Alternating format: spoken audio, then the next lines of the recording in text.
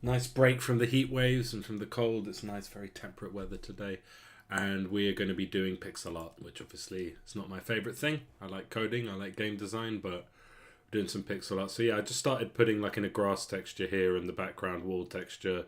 Obviously those bricks are too big, but I just wanted to like get a bit slightly better visualization of the scene and how it's going to look and everything. And yeah, I'm starting to hit a couple walls of like conceptualization. I had to move the wall a little bit back.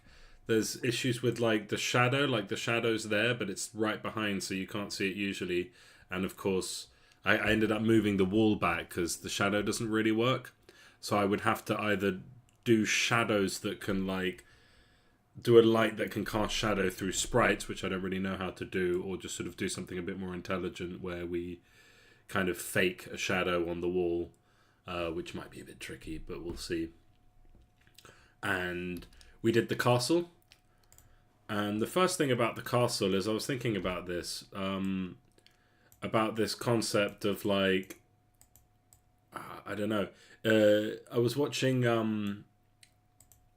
Backrooms, and there's this cool concept in that. Hopefully, no spoilers, but like this cool concept of like describing a dog to someone who's never seen a dog before and what they come out with, and so much art that people do ends up in this uncanny valley where we sort of think we understand something but we don't really. And I kind of ended up drawing the central tower like a tower, like one of these ones, except this and my wife looked at this and she said it looked fine, and I looked at it and nobody on stream said, hey, what is this wacky craziness you're building? But this doesn't make any sense. Like, you would never have a tower this big with turrets. Like, you would just never have that. That's not a thing. So it's an interesting little bit there. Hold on a sec. Apparently the stream hasn't started yet. Let me see. So I'm trying to see. Yeah, there we go. Should have started. Good. So yeah, it's just a funny one. Like so really, this just needs to be simplified into a tower. But yeah, it's funny how like how often, you know, like when we think of a castle, and obviously someone who understands castles, like someone like Shadowversity, shout out, would understand this, has like understands castles and how they're supposed to look.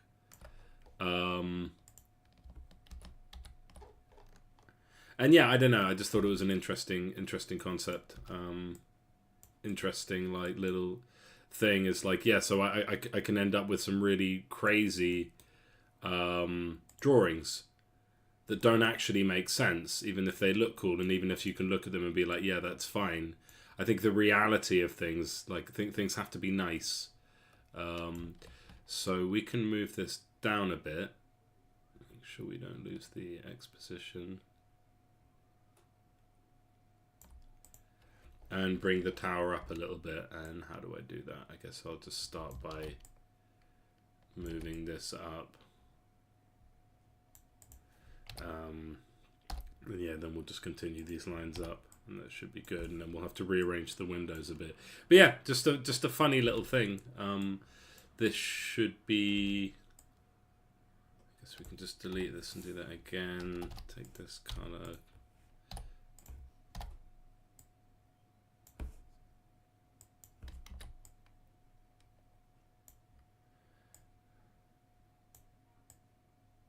Like that. And make this castle proper. Slightly more boring looking in a way, but it's way more accurate. And actually, that is still just a tower. It's still just a castle, and we can kind of move these about. Hello. Hello. I'm streaming. And I think maybe like 4 windows like that would look good. And is it just me, or are they like slightly off center? Or is it the tower that's off center? Why does it feel off center? Is it off center? Well, if this window's off center, then so is this one, and so on. So maybe the roof, but the roof seems fine. I think it's just a slightly uneven thingy, but I think they can all go up by 1. And I feel like there should be some symmetry. Yeah, so like this one should be closer in. So because what's noticeable is if these two distances are not the same. And then we have a little castle, and that's slightly better. One of the things, well, the castle, I think this won't evolve. This will stay as it is. But yeah, that's just better. And yeah, just thinking about how these turrets work, like, it's interesting. All right, the next thing is one of the more tricky ones that I thought, which is a barracks. And essentially I want to start with a tent and work our way up to an actual like building that is a barracks, which is a funny sort of thing, because you generally wouldn't be confined to like a single building. I mean, like a military base. You think of what is a military base. It has a courtyard, has a little outside bit, and has a place where people can go in and sleep and eat. So what does that look like? The Warcraft one has these 4 towers, with the gate in the middle, and it's pretty basic. Like I quite enjoyed it. Yeah, I got it up for reference. The little gate, and I want to do something like that for its final form. But otherwise, we're just talking about a tent. And let me check that this is off black. It is off black. Cool. So let's do a tent. This will be step 1 of the barracks. So we make it nice and short. We won't use the full height. And again, like, what kind of tent would they have used in a medieval time? For one thing, I looked at some pictures like medieval barracks tent, and this is just like a sort of temporary place to hold soldiers. So you would have a series of tents, which doesn't really work with what we're doing. I think we're more along the lines of just having a big tent. So it probably may or may not be a big marquee. And none of the examples actually had the colours on them. But I want to have colours. So I'm going to go barracks tent into Google Images. Medieval barracks tent. And so that's what comes up. And yeah, I am looking a bit more like a circus tent. Yeah, so I guess some of the examples did have colours. Like you would want colours to sort of, you'd want your factions colours. And I like this one over here. So I'm going to do something similar to that. And yeah, I guess the details that should come through are, yeah, like the little ropes that hold the thing down. So we would have like a little black lines like that. Maybe they'd be a different colour, but this is fine for now. And let's just get the shape of what we're doing. Yeah, so I've had an interesting... So yeah, I wasn't on this morning, and I had a spotty last week. There's 2 reasons for that. One is that I've gotten a little bit of freelance work, which is nice, very nice. Doing some coding for a game, which looks really cool. And the other is Power World. So no real excuses there. But yeah, I like the way this detail here of the sort of the flaps of this bit kind of open. I'm not sure exactly how that ought to look, but if we do these lines like this, we should be in a good spot. This tent that I'm looking at sort of doesn't really have the angular nature that I was thinking of.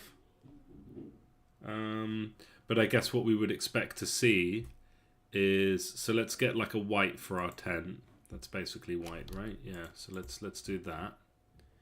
And then the front flaps part would be, yeah, like a off-color white. So we can start using the shaded white there. I don't know if that's right.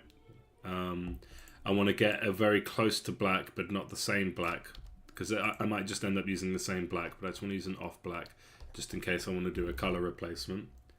And then I guess what we would see, yeah, so we take our faction blue color, and let's just copy the one that I liked in terms of where do these points end up. Maybe this should be more pointy.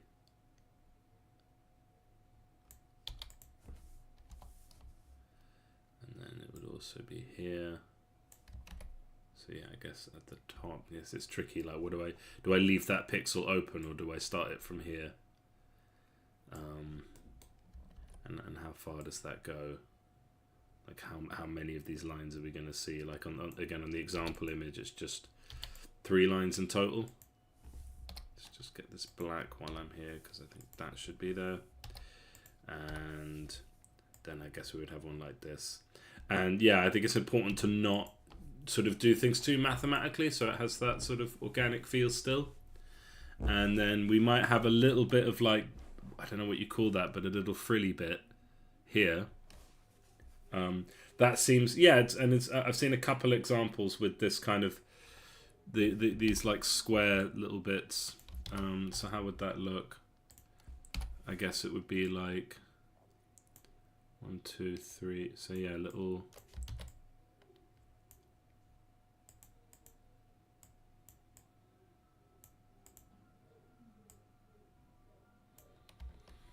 And then making it actually come down with the shape starts to make it look a bit funky. So I think I have to like come down on those bits. And does that look good? I think that'll look good. I think that'll be a nice added detail. Maybe we do corner exclusive. So we just have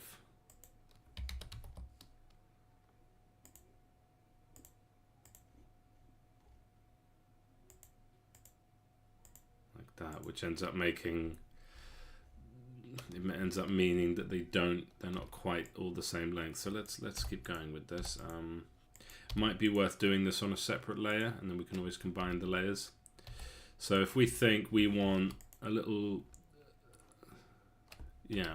So layer 1, just delete all that, and let's start fresh.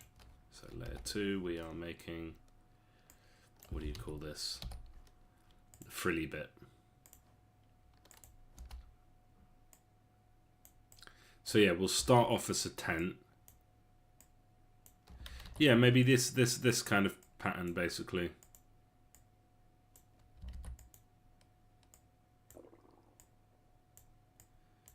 Do this along, and it's just another detail that's going to make people go, oh, this is, or avoid people going, oh wow, someone drew this in like 2 seconds.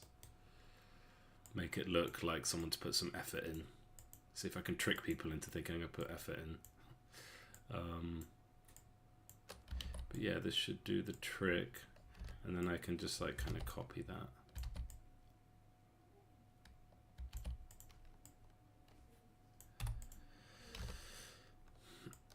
Can I like that? I think.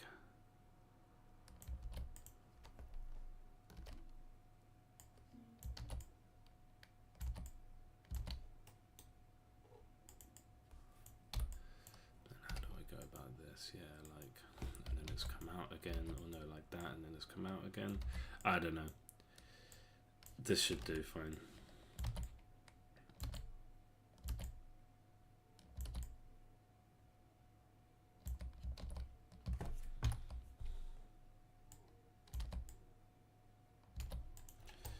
Okay, and then let's just, for now, let's imagine. Okay, and I'm going to merge that actually. And we'll just delete this layer. We'll take this off color. Maybe not. Let's go ahead and do this, because I think this is important to the look of the thing. What happened to my reference? Medieval barracks. So like we have the blue comes down over here in an almost straight line, continuing on from how it was on the top. And then here, coming down.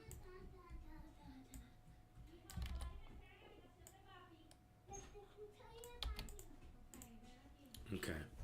Is that a tent? Is that the tent I was envisioning? I think it is. And you know, really simple. And then yeah, we might have a little flag on the top. Let's just go ahead and copy this flag. That's a kind of symbol of the faction being very strong on the, and of course we're very, very simple law here. We're not trying to break the mold here in terms of law. What is their flag? What is the flag of this nation? Blue. What's their favorite ice cream? Blue. This blue. And then yeah, so we should have this sense of like the tent being held down by some pegs, and this might just be it. Like I don't want to spend too long here. We can do shading. So we will take, we've already got our shaded blue color, although yeah, and then if we can just get that happening, should give it a bit more weight, realness, whatever you want to call it. And then and what are we doing? We're doing thicker lines on the right, so we would actually go all the way here like that, and slightly thicker, I guess. And we have a tent. One thing I kind of feel like putting that in right away, so I'm actually going to do that. So I'm going to put in, I'm going to get that going. Scenes, sprites, spaces, iron world buildings, multiple, sprite editors, yes. Slice, automatic, cell size, 128.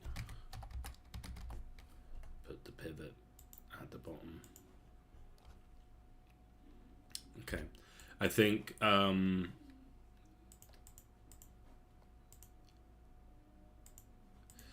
we can apply that, but I do think these should be, like, I don't want them touching the bottom because Unity doesn't handle that very well for some reason.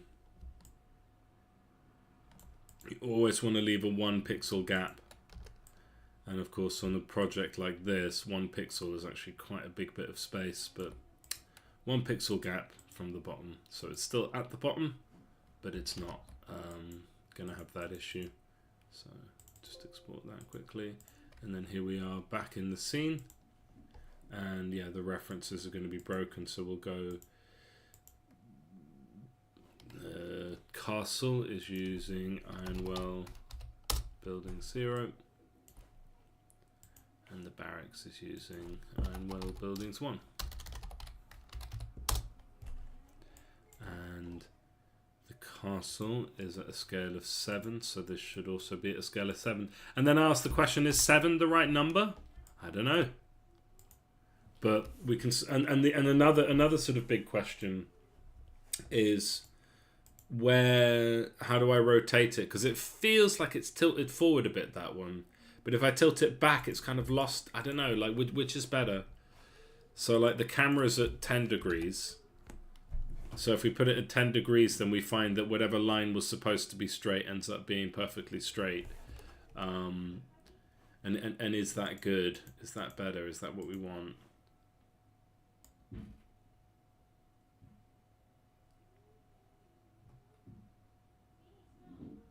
Like, the background is hideous. We definitely need to improve the background. But we can sort of start to imagine this, and it's not a crazy scene. It's nothing crazy. We just need a few buildings here. So let's go with let's get this shit done. Let's do the church. So let's start with a chapel.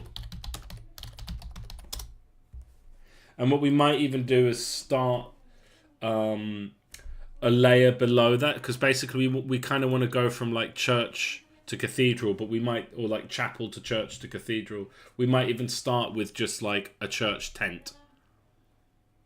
So that should be interesting. So let's have a crack. Let's get this shit done, because god damn it, I don't want to be spending my entire life making this game. So what about a church tent? That does feel a bit crude, doesn't it? Let's go with chapel. And then we can put in the church tent later if we feel like it. Obviously, they're not Christians in this world. They're going to follow the same religion that they follow in my other medieval fantasy game, which is a sort of duotheism. So rather than monotheism or polytheism, it's a duotheism. It's two gods, a bit like a Jupiter and Juno characters, but without the whole kind of... Well, maybe we could expand on that later, but basically they sort of, in a very reminiscent of a Christian fashion with stained glass windows and things like that, we sort of, and then stone buildings and whatnot, like it's a church and it's going to be recognizable as a medieval English church. However, it's not worshipping a single god, it's worshipping a double god, which kind of makes me think two spires, maybe. In Blacksmith, it wasn't like that. It's a bit of a pain for me to go and reference Blacksmith. I'd have to go into the game and we have to have it built, but essentially we only need to build the exterior. And a chapel, from what I can see here, I mean, it can just be a tiny little building. But it might be nice to have the spire, and then, like, what is the symbol? So then we get into narrative design here, which I would love to just kind of breeze past and say, like, no. Narrative doesn't matter. But it would be nice if there was some consistency throughout the narrative, right? Like if there was some kind of continuation. So do we do two spires? I think it's a single... The thing is that sort of... maybe I'm thinking about the wrong things. But like, a single spire is more like reminiscent of what we know. But then you also imagine people might just not want to build two spires. You just have the single spire with the symbol at the top. And the symbol is not a cross. It would be something that takes into account the two, the power of two kind of thing. The sun and the moon, you know, all that, like the power of two pairings. So maybe you would have two spires. Or maybe it would be like a spire and a dome. Like a spire to represent the sort of masculine energy and a dome to represent the feminine energy. But then that could end up just looking like a cock and balls. I don't know. I sort of imagine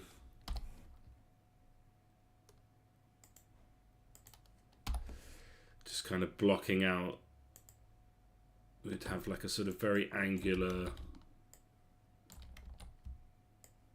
shape like that, surrounded by with a dome, which would be like more reminiscent of like some Eastern religions, I think, like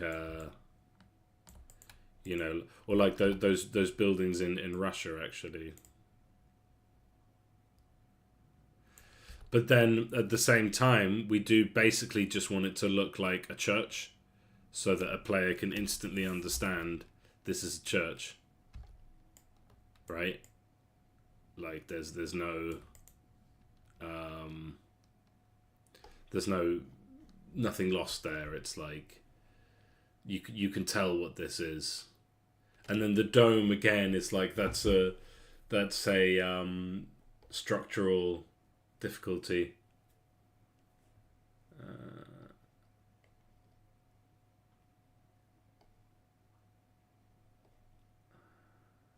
Because obviously domes probably not exactly easy to build. A stone dome, probably a bit tricky. So let's go with like, and yeah, I do just essentially want it to look like a church. So let's not do the dome idea. We can revisit that later. That can be like a different style within the universe, right? That could be quite fun. But we could go with like, so we've got basically a spire, which I guess would be flanked by, so we're talking chapel, not church, medieval chapel. Well, let's think church, because we can always scale it down to a chapel. But yeah, we have the big spire so that everyone can see it. Like, so it should feel tall. It should use the top end of the pixels. Maybe not as tall as the castle, but and then on the top of a church spire, you have, of course, a cross.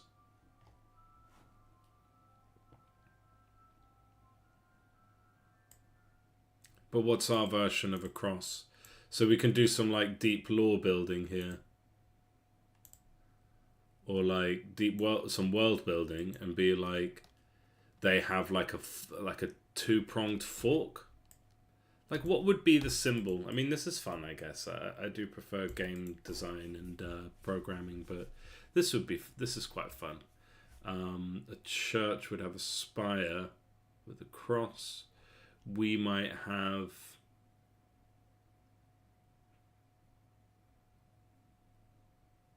I mean, I kind of did something for the. I did do something for the crypt. So if we go to the map screen and have a look there. And actually the crypt, I was like, oh, they wouldn't... Yeah, so it's like a little sort of fork thing. It's kind of funny, but... And you can sort of imagine like the mythology is like two things leaning on each other. Or like maybe even just... You just sort of continue the spire kind of thing. And that's our like symbol. You know?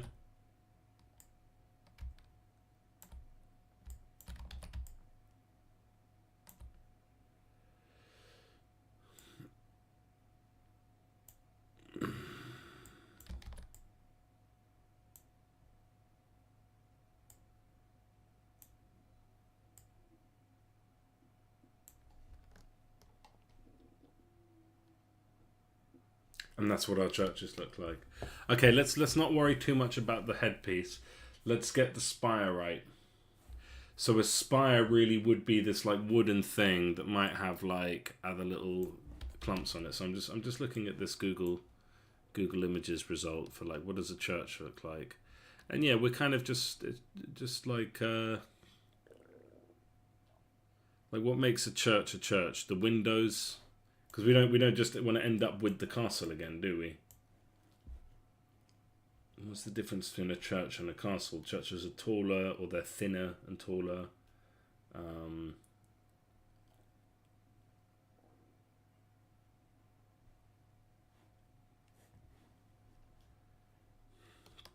so if this... Oh, we need to fix this door. I think we can do better with this door.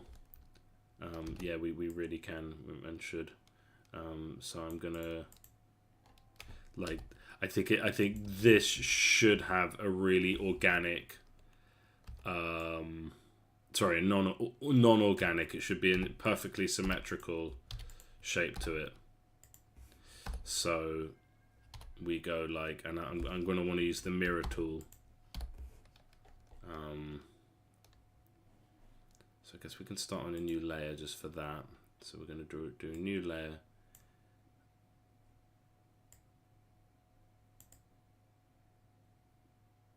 As long as it's the same on both sides. And then, is that a door? Does that feel like a door? Okay, so then can we do mirror paste? Put them together, and that feels a bit better, doesn't it? And then that should be in line with this. And we don't actually, sadly, we don't seem to have like perfect symmetry. Let's go back to layer 1. We don't actually have like perfect symmetry, I don't think. So this should be directly under that window. Is this window off? So we have 6. And we have 4. So these should all move to the left by 1. please. You see how amateur I am at this side of things. So then, yeah, that's 6 and that's 4. Hold on, did I not?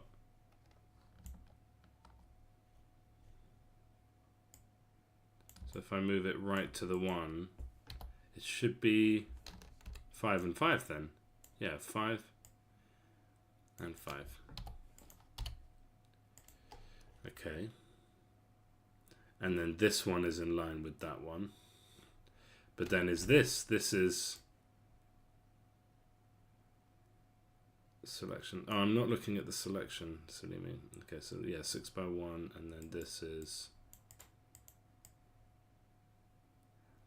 31, 28. So that's way off. And what about here? This is 7. Was that 7? And this is also 7. So everything up here is fine. It's just... But then if this... It's confusing me. So this is in the middle of this tower. And this tower is in the middle of these walls. So this is 29 to get to the edge. 30. Okay, that's off by 1. That's fine. And so this window, is it just me? I feel like it's not symmetrical. I feel like that might be off center by 1. And then so this is 7 from the middle. This is 7. This is 6 from the edge. So I guess that would come in by 1. And then do I have the distance between these consistent? 16, 15. That's as close as we can get. Just press N instead of B. Okay.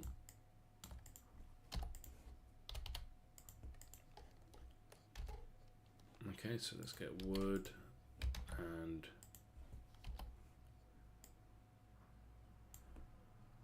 we will merge the layers, I think, but it is easier to work like this. And then so yeah, we've got sort of similar problem here where if we were to draw a line in the middle that would no longer be symmetrical. There's a, I mean, you could just not put the line there, or we can pull this out by 1 so that it is symmetrical, so that it can be symmetrical. Okay. And then I guess what we would want is like our sort of off-wood color to just give it a bit of texture. I mean, I wonder if it feels a bit whack that it's just a door and nothing more fancy. Like we would have a portcullis at the gates of the town, but the castle can just have a big old door. And God, yeah, castle. I can just look at these church doors. I mean, would we have this effect of like, would we have a handle? Should we just have a black handle, like?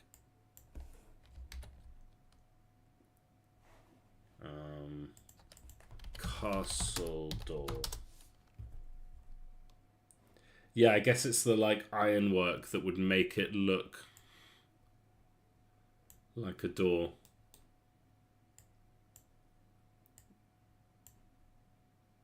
Just think little details, and at this resolution, we're just talking little black squares. But you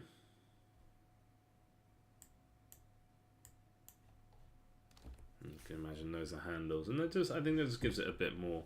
And then maybe we would actually attempt to kind of have the grain of the wood with, or like wooden boards with these lines, like that. Does that look good, or is that just noisy? I think that's just noisy. And I kind of feel like we could do a bit more in terms of like bricks. Again, that might be beyond my skill set, but just kind of thinking now, I reckon you might be able to get that effect across, but like you don't do it the whole way. And give the castle cheekbones. But like maybe if there were just the odd.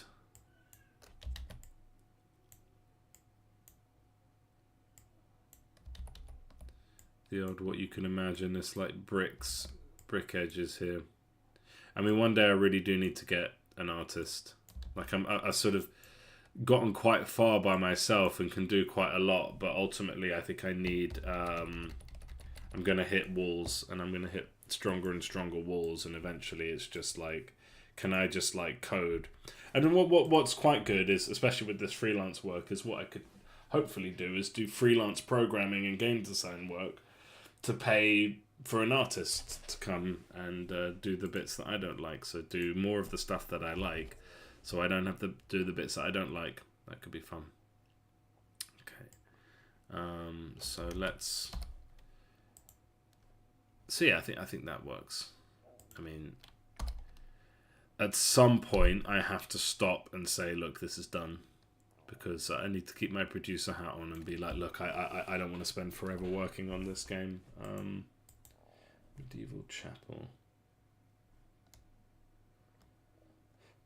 So we would have a similar, and not the same, but a similar, but I can just copy this for now. And just imagine this here. And what I would expect to see is, I would expect it to be like taller. So the black here would like come up at a sharper angle.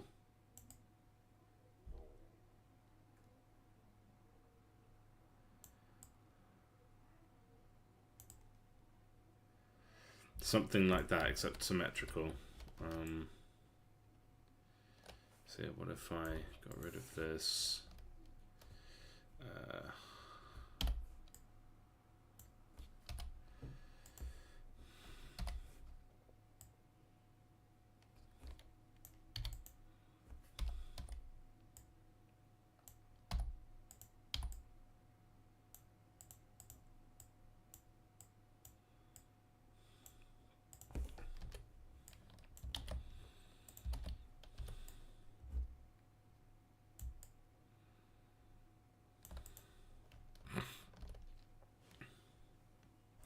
And actually, we probably expect it to, while it would have a thinner, taller shape, we would actually expect it to be smaller in general, wouldn't it?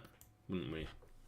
Like how big is, like, so that gate to the tent, and this is fine. We can have some like size warping, but this tent should be smaller, shouldn't it? Like the door should be much smaller. Like if we're imagining like that to scale with the castle, that's a massive bloody tent. That is a massive bloody tent. So my head's falling apart, and I'm wondering, can I even do any of this? The original version of all of this was just where'd the shadow go? Oh, the shadow lost its sprite. Okay, that's fine for now. We won't worry about shadows just now. Like you sort of imagine you might want to put it in the background a bit, just to make it feel like kind of less accessible in a way. I mean, it's going to be obvious that you can click on it because you'll be mousing and they'll be kind of highlighting as you go past. But yeah, having a bit of depth, having a bit of perspective is good. And yeah, I mean, the gap is big enough for this dude to walk in and out. I guess since we've made the door of the castle significantly smaller, that is making a difference to the extent that I don't think one of these guys would fit in. So, yeah. Okay, church. Let's get the shape of this church, please. So, sort of a single spire stone building with like a roof sticks out just a tad.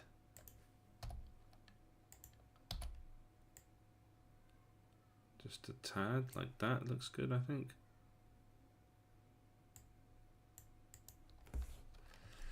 And actually with some depth to it. So in the arch of a church roof, yeah, you can see it. I don't want to have to color each of the. I guess I'll just color each of them individually. We will do a mirror and paste. Okay, and then what color is the roof? I mean, should we just go? Should we go with the faction color again, but dark? Let's go with the faction color, and we would want to fill that in there. Should I? No, I'll just do it manually. It's fine. I was trying to think of some clever way to avoid having to do this, but and fill these in.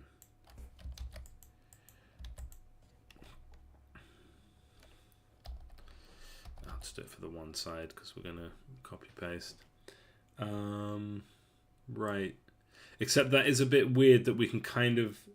I feel like we ought to see a bit more of the shape of the building. I mean, we're not doing like box perspective, you know. We're not doing that. Or should we? I've opted against this. I think we are just looking at the face of the building as if directly in front of it, where the back of the building actually goes behind the front, based on your perspective.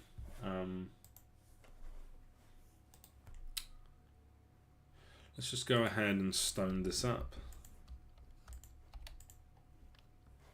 And then obviously we've got this big missing piece, which on a church might have a big old window, a big old and yeah, since we do, like, I don't even, so talking about the lore again, like, I don't even know if there's going to be any relevance whatsoever to the lore. Like, the thing is, we say gods instead of God, or we say, like, you know, the deities, like, whatever. Like, there's bits that could come through in the dialogue. I think we can make this smaller in general.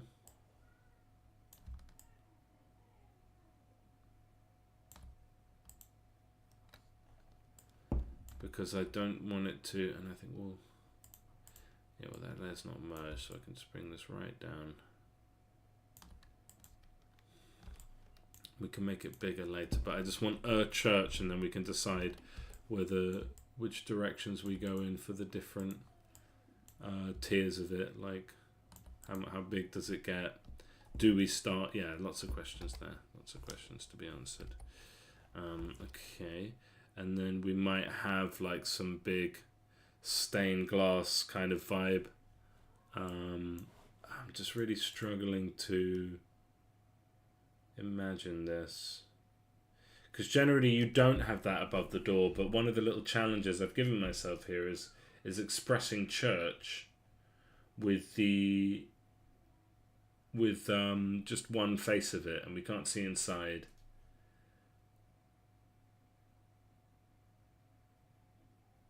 But yeah, I think we might have like a big kind of window thing. Now I'm thinking about these sort of spiry doors, and whether actually we would have that. And then I'm just thinking like, so that there would be like a mural in here. There would be a mural. A mural. What do I mean? There'd be something here. Something here.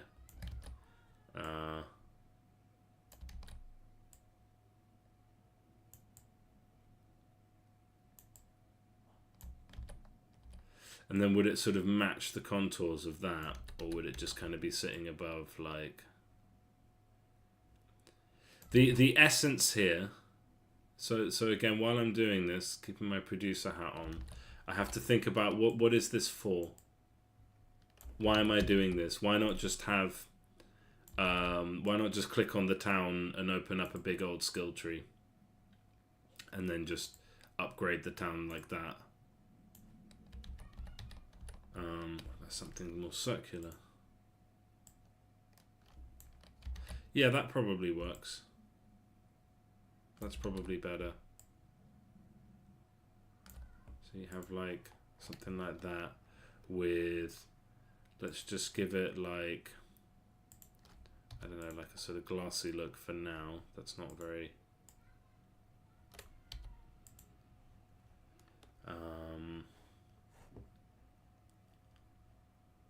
and then what would be on here? Like, are we going to go to the level of detail? Like, I don't think you would really necessarily have stained glass.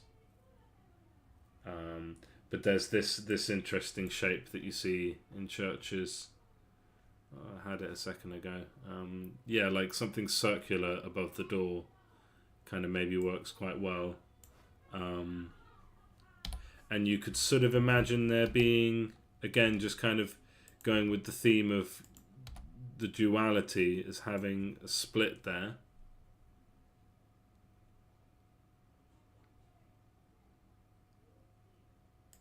And then you could potentially not go much further than that, but then it doesn't really give church, does it?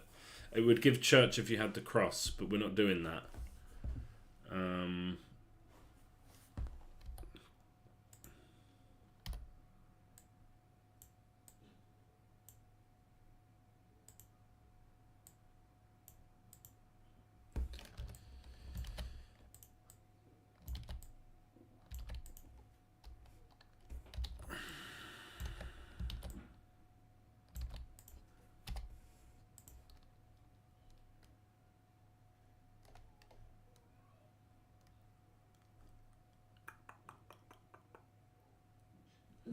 I do think we ought to do the brick thing that I started doing earlier with the shaded bits, where we can actually like give a little bit of a sense of brickwork without overloading, by just kind of putting it in the shaded areas, or just starting to do the brick like I've seen that done before, where you do just like a chunk in the corner, and then that kind of tells the brain that they're there even if they're not, you know? Kind of forces that detail, and then something like that, right? That could work.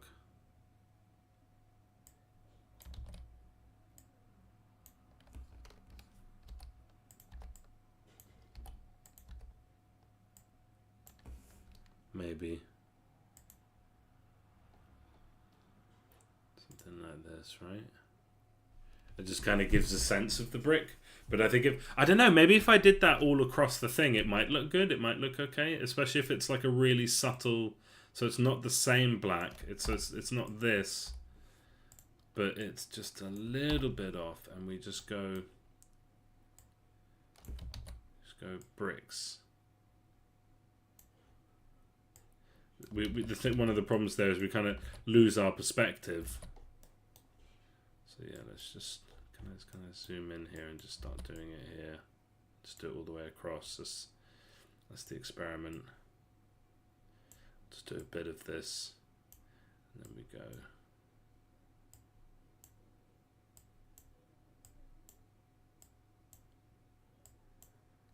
Probably should have done some copying and pasting.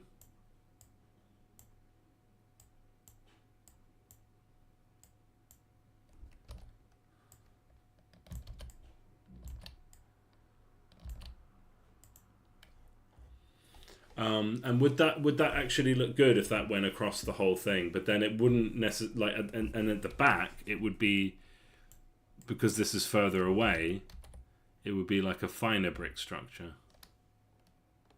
I don't know. Anyway, let's not dwell on this. The woes of not being very good at drawing and having to figure it out on the fly, because I know what I want, I just don't quite know how to do it. Let's just go medieval church, because that was medieval chapels. That was the results for medieval chapels, but a medieval church. And oh, the other thing, what do they call it?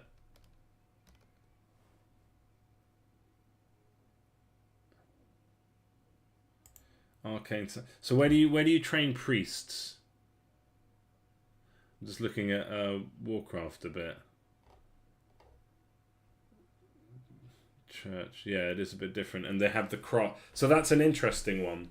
In Warcraft, they have a cross because presumably they didn't put that much thought into it, or they did, and their conclusion was that it was better for it to look like the thing that it is than to tell story about the religion and lore of the world, right? Which does make sense. Okay, this is actually easier if I do that and then get the other color and do the same lines.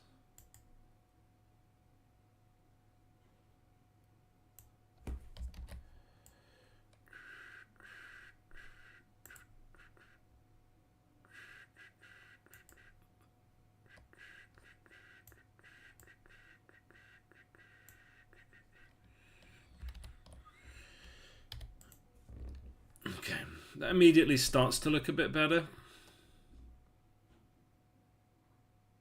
I just feel like maybe it's the brick that just needs a bit more texture. Like we need to see that stone, you know? But I feel like as soon as I start adding stone to make that look like a brick wall, it starts to get too noisy. Right?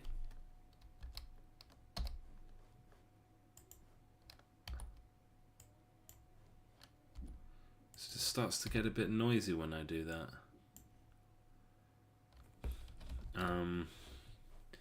And it's hard to stay consistent with that, and also it's a fair bit of work. Maybe that's what's stopping me. But yeah, how do I make that look good? I mean, does that say church? Okay, what if we did say, right, more spires? Let's just go ahead and do this, because I'm not sure I'm going to do the mirror thing, although I'm pretty sure I am, actually. So let's take the whole thing. Let's take this, put it into layer 1, and we'll take everything on this side. Now we take everything plus the bit, and then we flip, delete, paste, accept. So no, we delete this, then we take this, flip, paste, except it's not,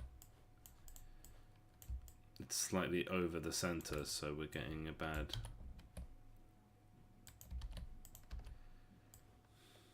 And then put them back together like that. That did take longer than colouring each of the little dots that I had. Okay, so we say that's a church. I mean, maybe that does actually work for the level of simplicity we have in the game. Church, medieval church.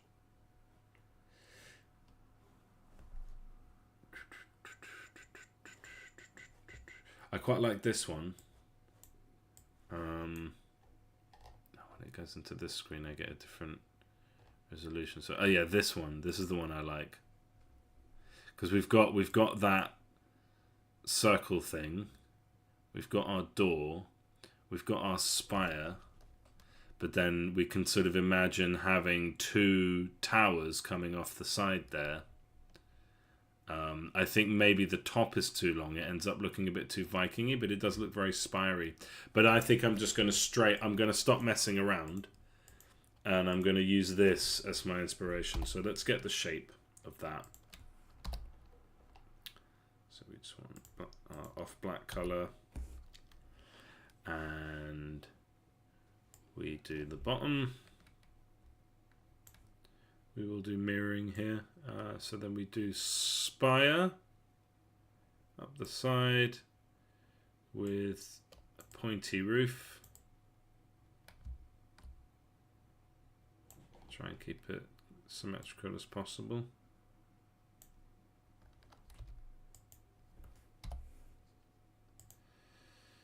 Okay.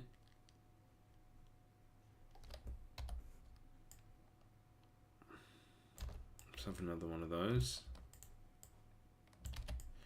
I need to remember that I don't actually need to use the full width that I have here, but actually we kind of want to be using thirds. So again, that's probably like a very normal artist technique to sort of start doing this kind of thing before we commit any bits. But let's say that's our line. We're not going to use the full width, at least not straight away. And then those are the edges. This is the middle. Then these would be like thirds. I think that's close enough. And then so that's a spire. And we'll start by doing the basic shape. So that's a spire.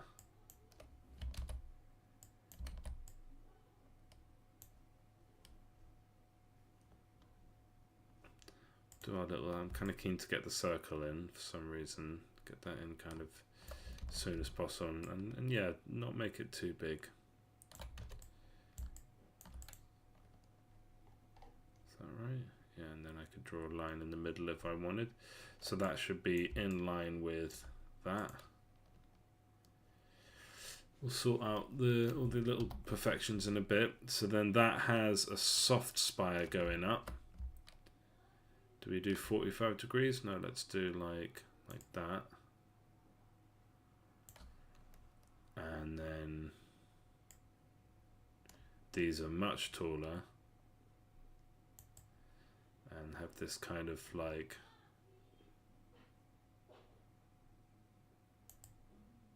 flat, tall,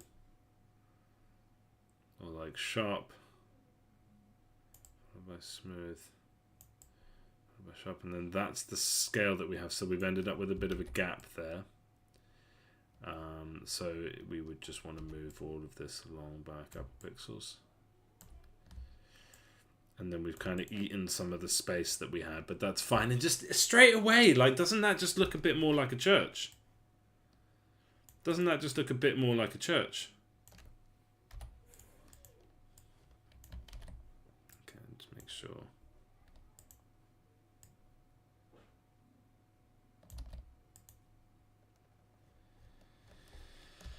And I think straight away, like I think it's too big because I don't necessarily want it as big as the castle, obviously.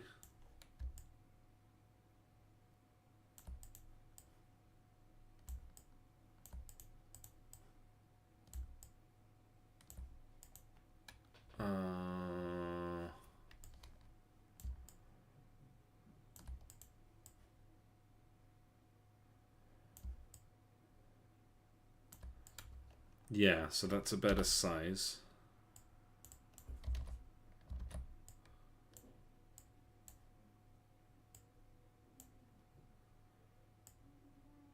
All right, let's give it our colors. So yeah, that looks kind of almost like Viking-y. And then here we have, I think this door might be, just want something, yeah, so it would be much smaller than that. Yeah, let's just, what have we done? Let's just draw a fresh door, and let's consider that, yeah, like, I probably should have done this with the tent as well. Like, it's a bit wacky that the tent, but it's funny, having a small door makes the building look bigger. Having a big door, right? Is that just me? Having a small door makes the building look bigger, I think. Which is not necessarily what we want. But then we don't want the church's door to be, the castle's door to be the smallest door. Maybe I should worry about all the buildings and then kind of come back round to the castle. Maybe the castle should just be bigger. The castle is just the building that has achievements in it. That's the purpose of that building.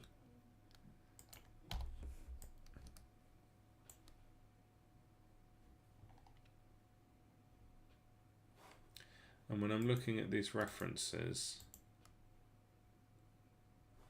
Yeah, so that is glass.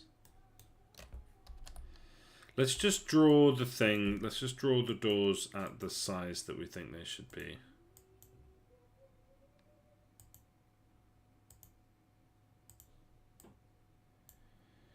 I'm just manually mirroring this. Wood color. Back to black. And just do our little...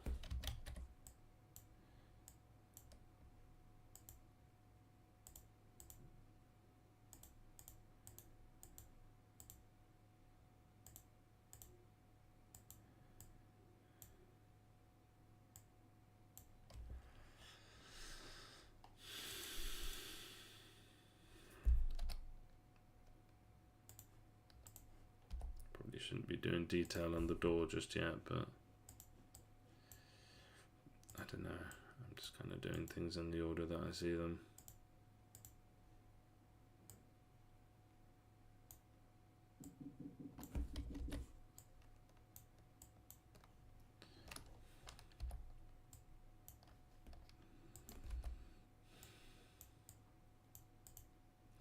Another manual mirroring. I mean, I just need time to think, really. Okay, so that's our door for the church. That's fine.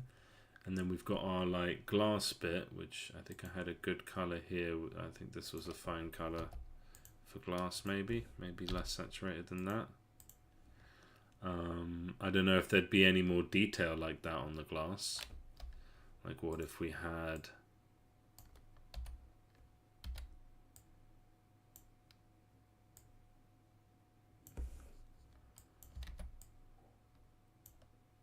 Now it looks like a baseball. But maybe that does just give it a necessary... Now it looks like a basketball. But maybe that's fine. Like, we built this circle using big triangles because the big circle sheet of glass or the big semicircle sheets of glass would, you know, it just kind of looks more authentic a little bit. Do we have a shine to it? Because that's kind of how I've done glasses in this game. If you just do like a little...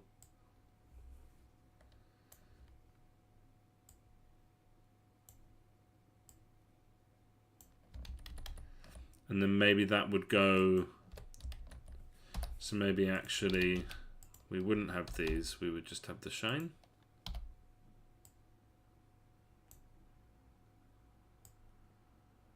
Just to show that it's glass. But then it's not like someone wearing glasses where it's like super clean, you know, they're like perfect cleanness. They'd be a little bit sort of heavier and less shiny than that. It does help to make it look shiny, but no, I think that looked good. Maybe a bit of shine.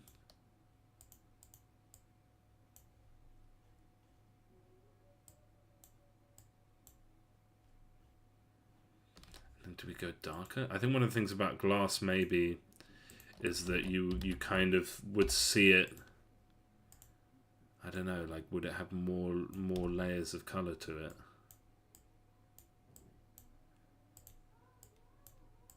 If I just ended up with it's almost the same color. But that immediately kind of looks a bit nicer, doesn't it?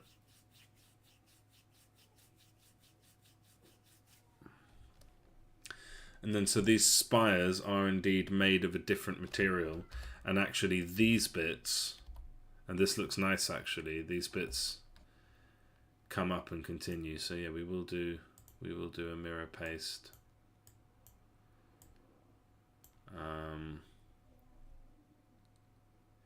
Yeah.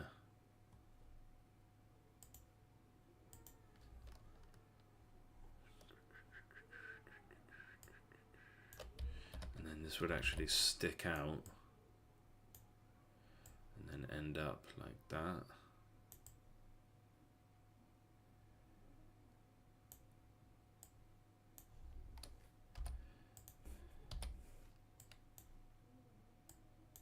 Just kind of really copying the shape of these spires here, the ones I have in the reference there. You see it kind of comes straight in and then up and then in, and it has that little bump to it. And yeah, we would have another window here.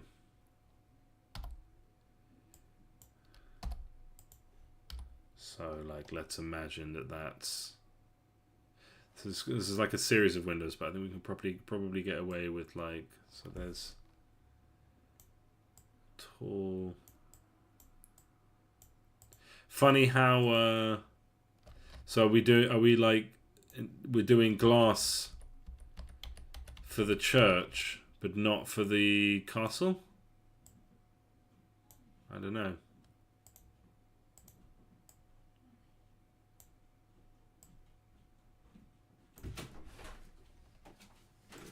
Hey, how's it going? Oh, thank you, babe. No, no more.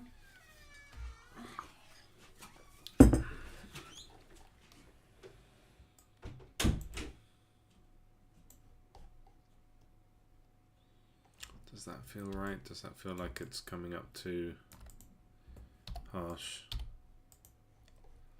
And then, yeah, we're doing glass there? Maybe we shouldn't do glass. Like, maybe that's not...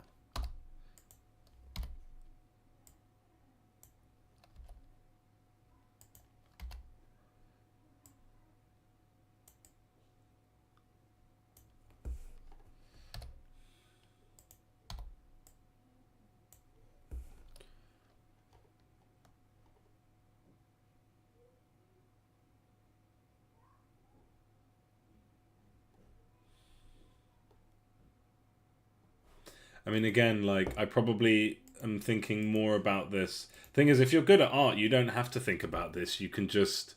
I'm thinking about this more than a lot of artists do, but if you're good at art, you don't have to think about it. You just draw as you feel. And if it's wrong, it's fine. It's the right kind of wrong, you know? But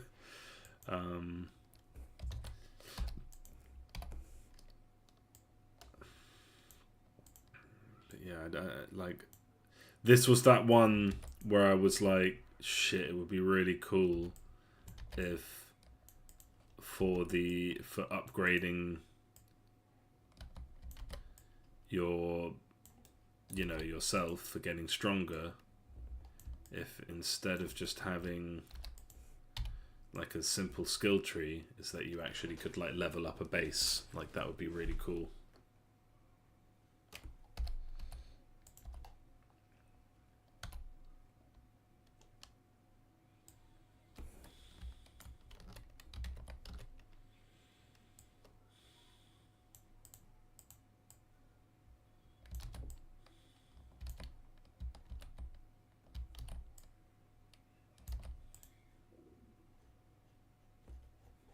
I lost the top.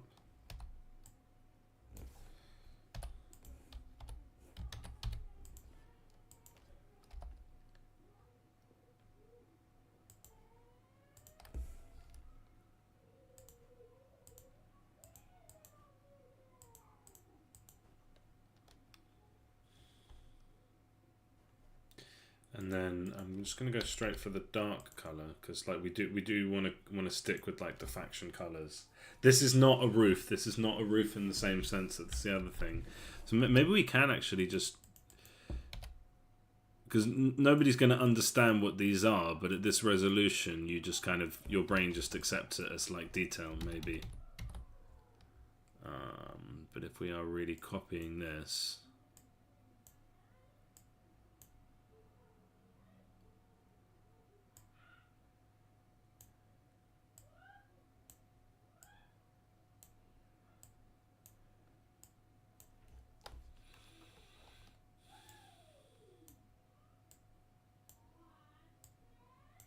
I know I should mirror this, but I'm just really eager to see it completed. And it would be quicker just to do it by hand.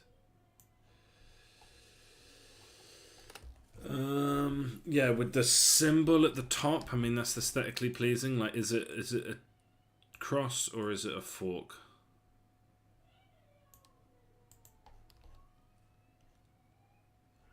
With the cross, it just, like, because then you really know what it is. But with this thing, it's like, what is that? Why is their symbol like a snake's tongue?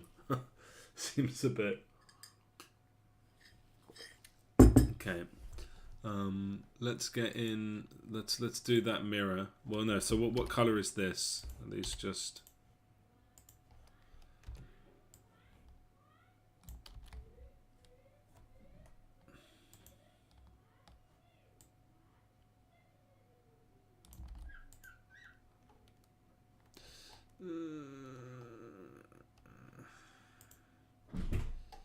shading on the mirrors ends up wrong. The shading on the windows ends up wrong. Okay, I think my best bet is actually probably just to copy and paste this part.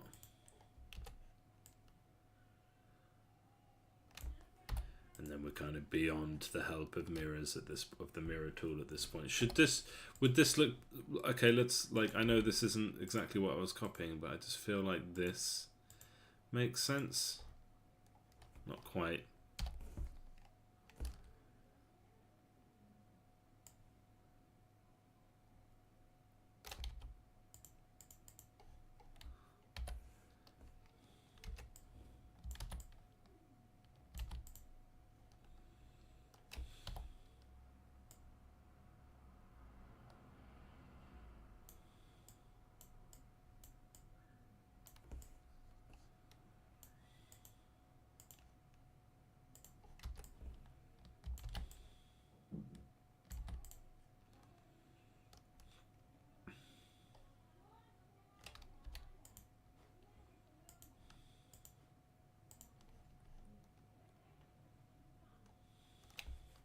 There's going to be a lot of that blue, but I think that makes sense. Okay, I really want to see this color under these bits with the line tool. Is that too thick? That seems about right. And I think just general shade, because the thing is, if you shade too tightly, it kind of loses its square feel.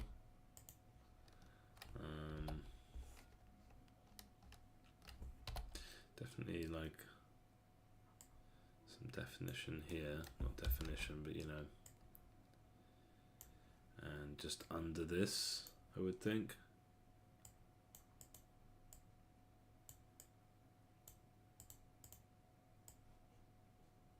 Lovely.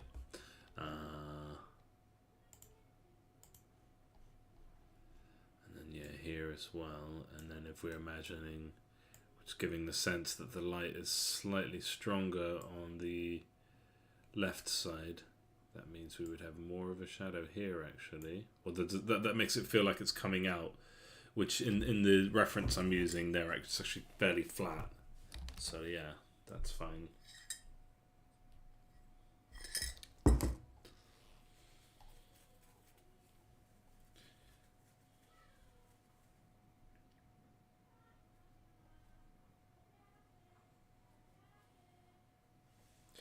And then I think it's just got the same problem that the castle has, where it's like, yeah, that's good, but there's this sort of slight lack of detail. And I go back to this idea of let's draw in some brick.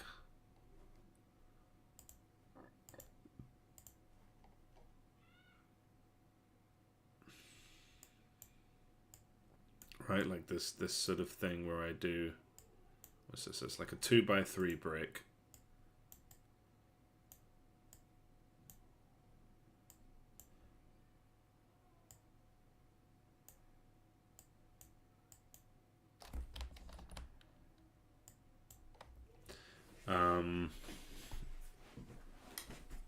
But that's just kind of not quite filling the space, so then it just kind of trails off like,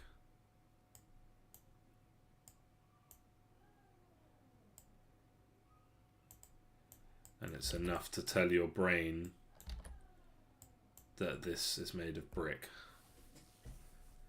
Right? Am I crazy with that? And then we just do a bit more of that about the place, like just the odd sort of brick sticking out. I wonder if that helps. I wonder if that works.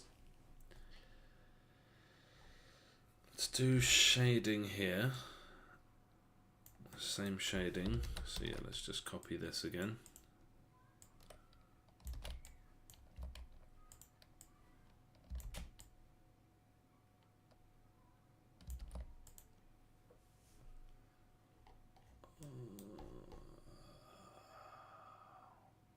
Just a real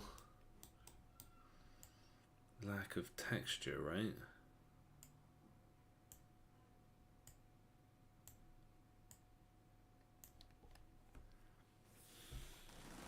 But maybe the brick. I'm just going to cover it in brick.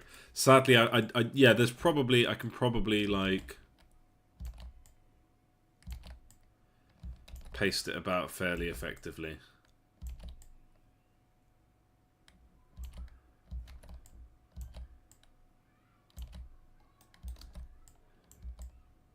Huh?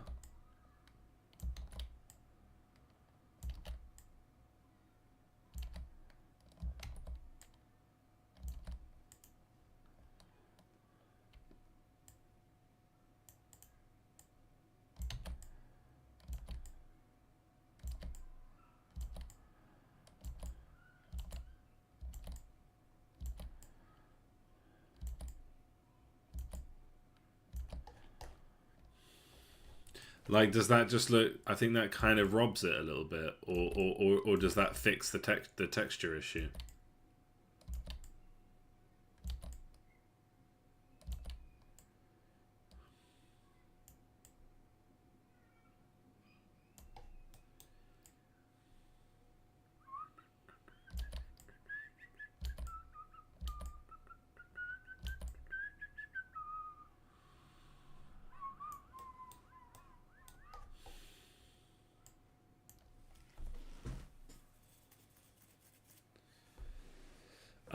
I think the thing to do.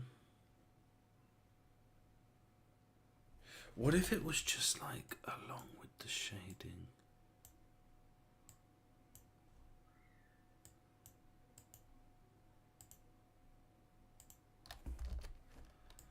Like that. Just to give you the sense that it's made of brick. And to give texture to the piece without it ending up noisy. Right? And then we just take like literally half that, pop that on the other side. No, take half that exact, and pop that on the other side. Except it would be like a different part that I take.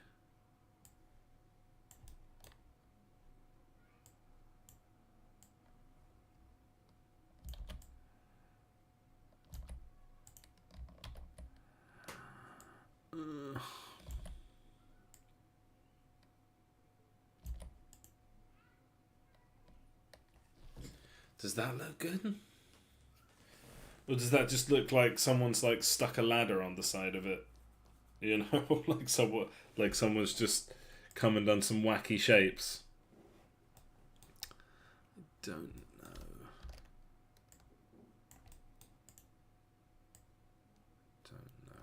But I think the thing to do is to actually just start moving on. Like, we can come back to this. And for the moment, just say no bricks.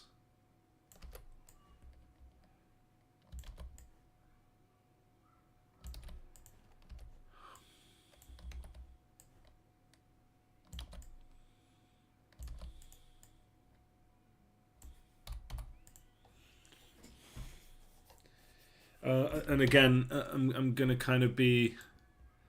Okay, I don't think we're going to need that again. I'm going to be a little bit like I just want to see, I want to see this in the scene.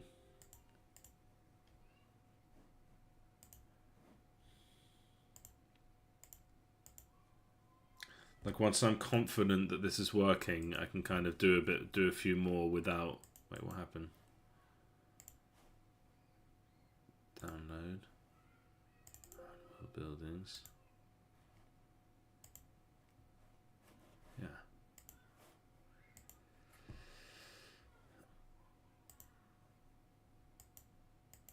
Did it not save from the last one?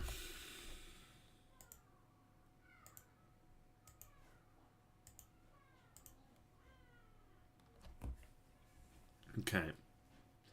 And then if this were the church, let's put the church here. And we go Iron Well, Buildings 3. it does seem to have a severe lack of three-dimensionalness to it. But maybe that's because it's a 2D game and we should, like, that ship has long sailed, right?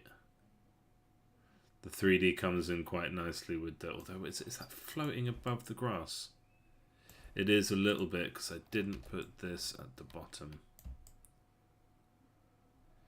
Needs to be 1 pixel off though, otherwise Unity doesn't like it, which is really annoying, isn't it? You want the thing at the bottom. I guess I don't have to use sprite sheets, but still. Okay, so you can sort of imagine a road here. Maybe I should get to work on the road, because that's the thing that's sticking out to me the most. But you can sort of imagine scrolling past these. These are buildings. If these are beans walking around, if these are little dudes, then they actually won't fit through the wall. They wouldn't fit through the door unless they were that big. They actually wouldn't be able to fit into the church.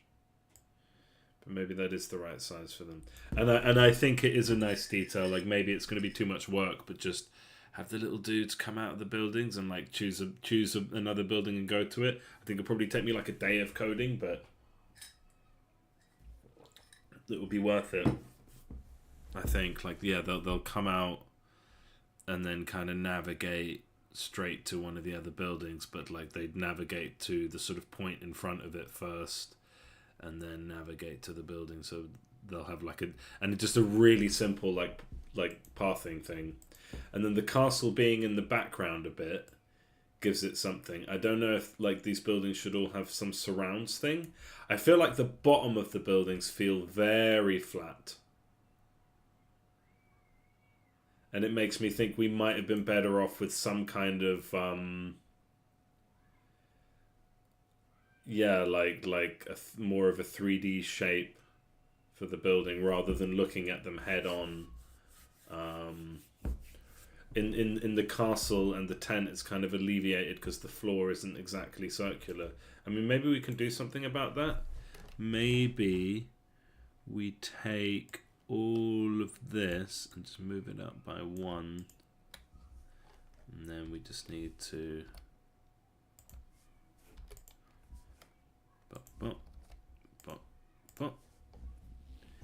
and then that will look a little bit nicer.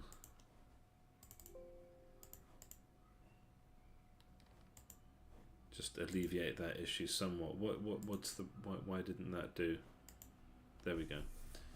Yeah, that alleviates it quite a bit, doesn't it? Silly little trick.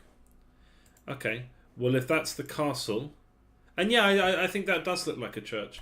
The main thing I'm worried about now is the sort of floor and how I'm going to do that in a convincing way with my skill set.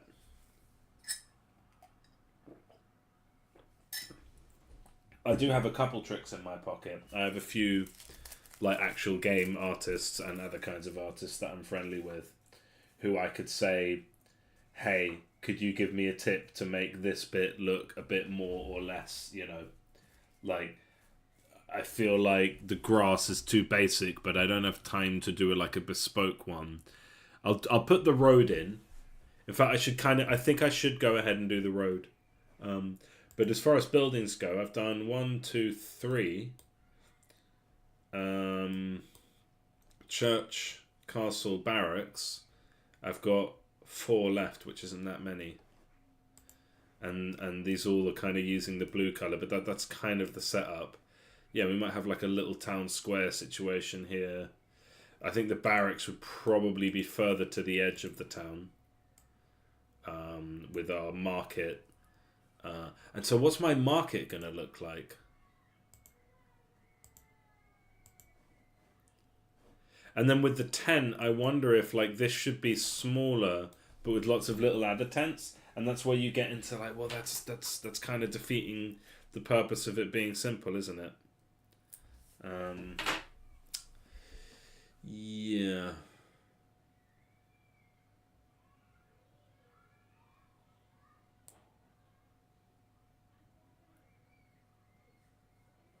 Yeah, okay. So, road is one thing. I'm going to start making notes. Ha, Wednesday. What Wednesday? Figure out right resolution. Castle, church, barracks, floor, wall, gate. So yeah, the wall.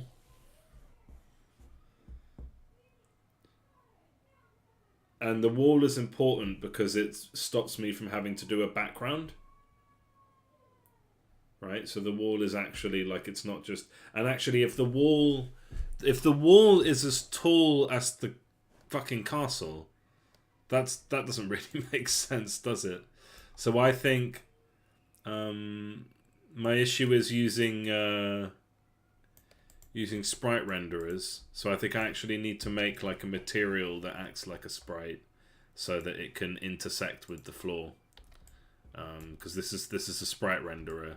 It shouldn't be. It should be a 3D object. It should be a plane.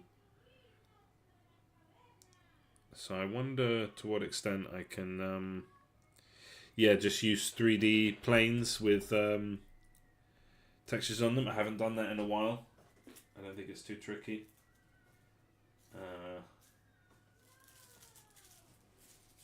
So yeah, interesting set of conundrums I have, but it's not too bad. Again, if I could just draw, don't worry, this is just a cigarette. All the thousands of people watching. There's no one watching.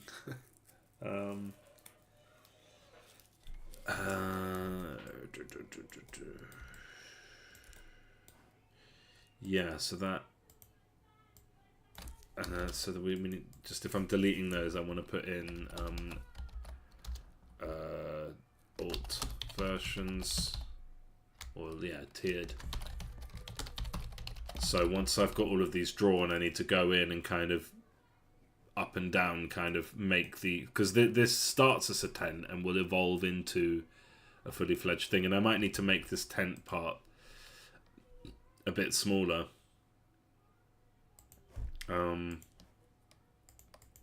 Wall is way too high. So I think I should go back to using the plane. Why does it always... I feel like if you make a new object, it should appear at 0.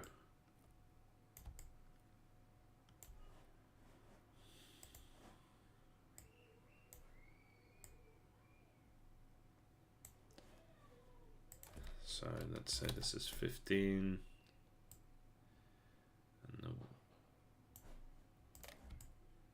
Like, so if that's the castle, the wall shouldn't be much higher than this, right?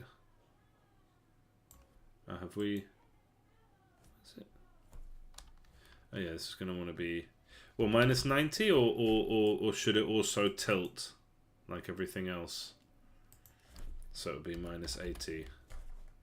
Just tilt in line with the camera. Okay, it can be a bit taller than that. For now, we can just let it intersect the ground. But I do want it to obscure. I want it to be tall enough to obscure... Is that really...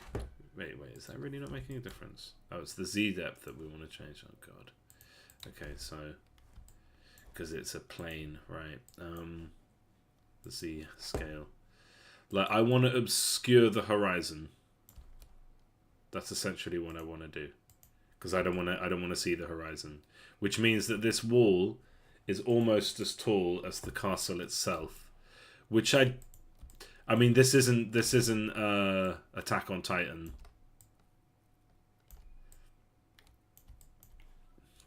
And the material, I'm not very good with materials. I've always used I think I've got a bunch of materials here. Can we make...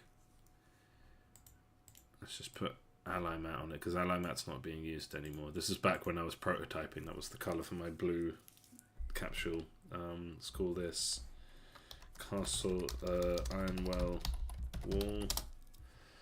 And what do? You give it a unlit texture. And then the texture is brick, stone bricks.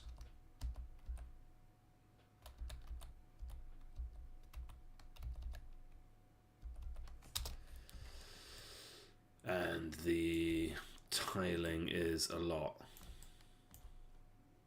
No, it's no. Why is there not tiling? That's not how I expect tiling to work. Is it just me, or would I not have expected that to... I feel like I expected that to tile. Right? Is that just me? Am I silly for having such expectations?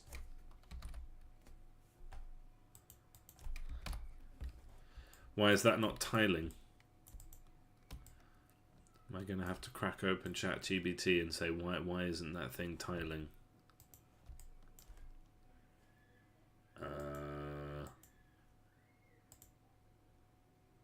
If I go color, can I change main color? No, it has to be a color. Unlit.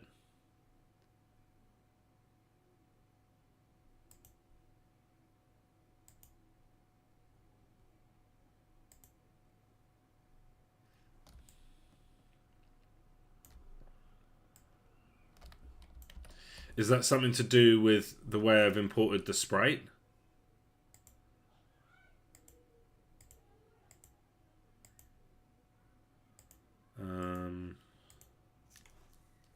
So let's try this with another sprite. So yeah, this would be...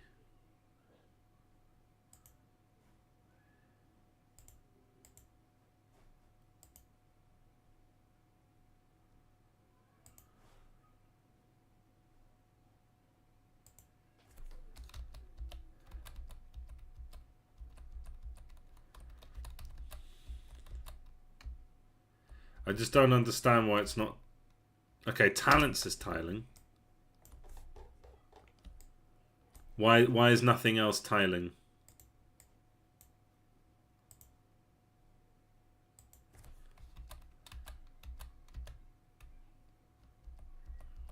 Nothing is tiling.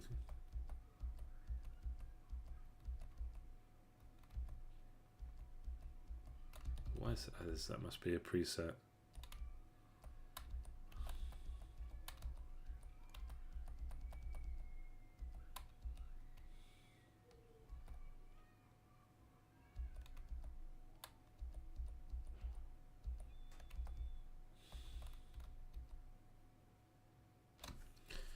I don't understand. So why is that tiling, but everything else not?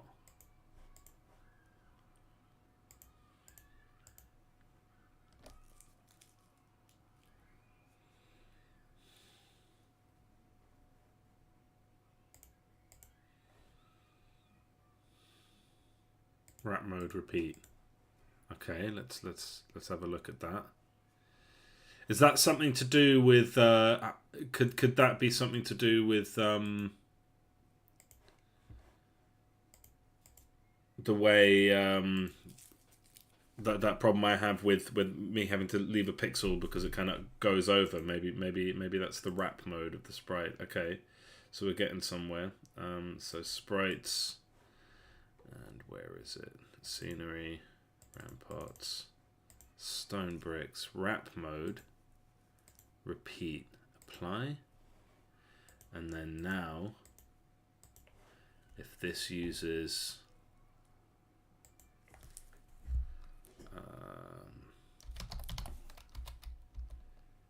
okay, yeah, we're getting somewhere.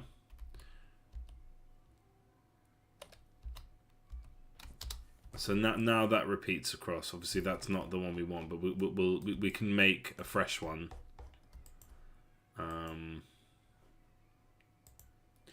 Okay, so let's give this plane its dimensions. And then another question is, but sadly it stretches. See, I find that quite annoying.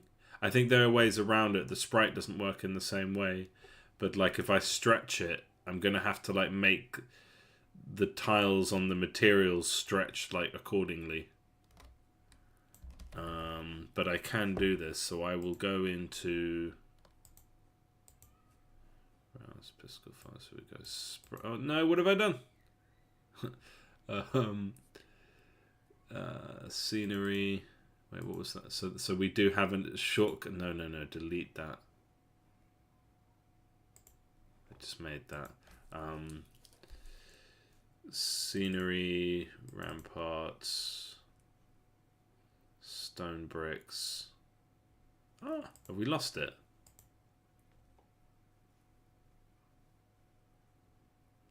Where is it? Did I save it somewhere else? Brick crack. And then it opens a file called stone bricks. Like, what is going on?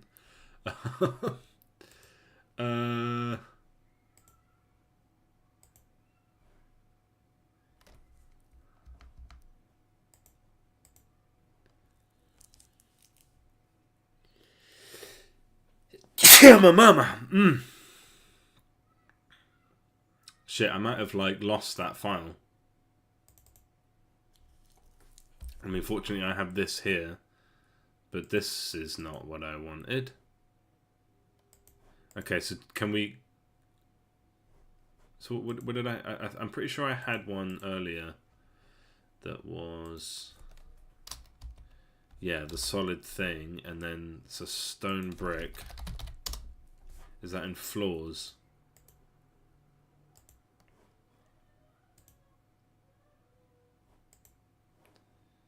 Stone bricks. Wrap mode. Repeat. Apply. Okay, that's done that. And then at least. Okay, and so this should be like 1, 1, 1, and then that works. But then I'm gonna need to stretch it, and I want to stretch it for now by a consistent number, so that I can then go into here and make this multiplied by that number.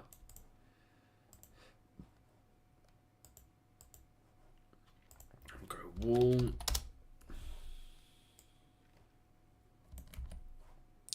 And then the height of the wall, it needs to obscure the horizon, and I'll just sink it into the ground for now. And while those would actually be like massive bricks, like those bricks would be like 10 times the size of a human, if not more. They'd be quite massive bricks. I think that is the sort of thing we're going for. And then I would just need the ramparts bits. So we actually have, I think they're at the moment they're a prefab, so I'm going to have to think of a clever way to do this. I'll use the same, probably bit of code that where I generate the little, what do you call them? The little bumps.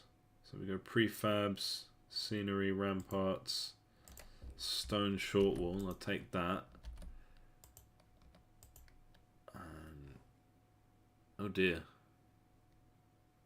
What did I just do? No, I just pasted in the floor again. I see. No, take that, put it in. And then this would be significantly smaller. Let's say 0.1. Oh, is that point? Yeah, 0.1. And again, not too small. And then that would be rotated 10 as well. Just to keep the sort of camera consistency. I know it's weird. And then if this sort of, okay, can we see it? If this sort of sat, and it can't be roughly, it has to be bang on that edge, I think. So like we see it like that. And I guess this, because again at this distance, I mean I might just be better off drawing it, but if I copied these along, and I can use the same code just to like copy something in a line, that's easy for me to do. I just say spawn this object every I don't know, point. We don't need the ladders. So I would make I would like unpack this prefab. Prefab, unpack completely. Get rid of this one. Get rid of the... I mean, we could probably get away with just having this. So let's do that. I think the color is darker, which is not really what I want. Yeah, we get rid of the spawn point. It's just that one that we want. Why does it have... Why did I put in a back to it? That seems a bit silly, right? Can I get rid of that? We don't need that. Is that indeed the back? Yeah, why would we need that? Probably just for my... And it's funny, it's a 3D object made of sprite renderers. Is that right? Is it a 3D... Yeah, it is a 3D object made of sprite renderers. Not recommended, I would say. So then we can go here. And what have we got? We've got just the front there. And the color doesn't match, but at this distance, what might just look simple and best is if this was just copied over a bunch of times. So there's one. So let's put this one at 0. Let's put this one at 0 as well. And then how much further along would this one be? I think that's about the gap, but we could also just say, hey, make it 1. Let's turn on snapping at 1, and then can we just copy these along? Yeah, this is going to be easier than getting a code to do it. And I'll just do it a bit scrappy for now. And then I think that kind of gives it the layer of detail it needs. And then the background. So at no other point in the game have we seen the sky. So I don't think I need to like build a texture for that. I think we don't want skybox. We want solid color. And that solid color should be the sky. Is that the sky? Is that what the sky looks like? I'm so crap with color. Is that what the sky looks like? A bit brighter over here. A bit like that. I'm looking right at it. I want to do color picker. Okay, let's do more of these in this direction where we can see them. Let's do them right across our current field of view. So then straight away this is starting to look a bit more like what we hope it to look like. But then that sky is going to need a few clouds. So let's straight away... I don't have any space in the editor. Just give me a bit more space. There we go. Create empty. Walls. What's going on? Walls. Oh wait, yeah, short walls.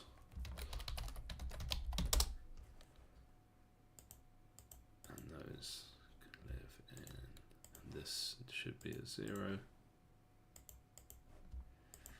These can go live in there. And then, oh, I don't like this. It's not what I'm used to. There we go. And then clouds. We have clouds. I don't think they're the right color. Where did I put them? Planes, clouds, cloud. See, the cloud shadows are just straight away black. But what we could do is make them white. I think for now, just to see it, I will. And we're gonna have the same old cloud movers. So this would be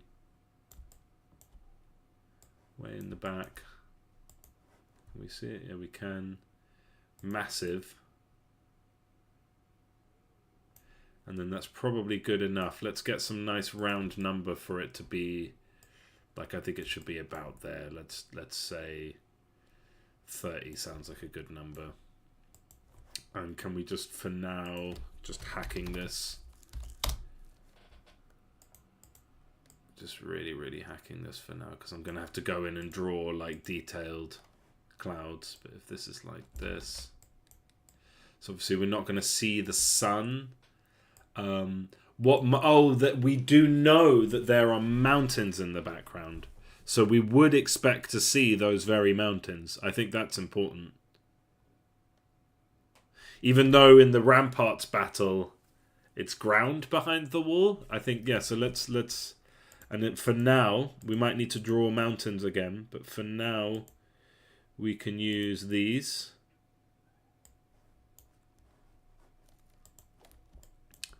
So let's give this the tilt. Let's make it massive.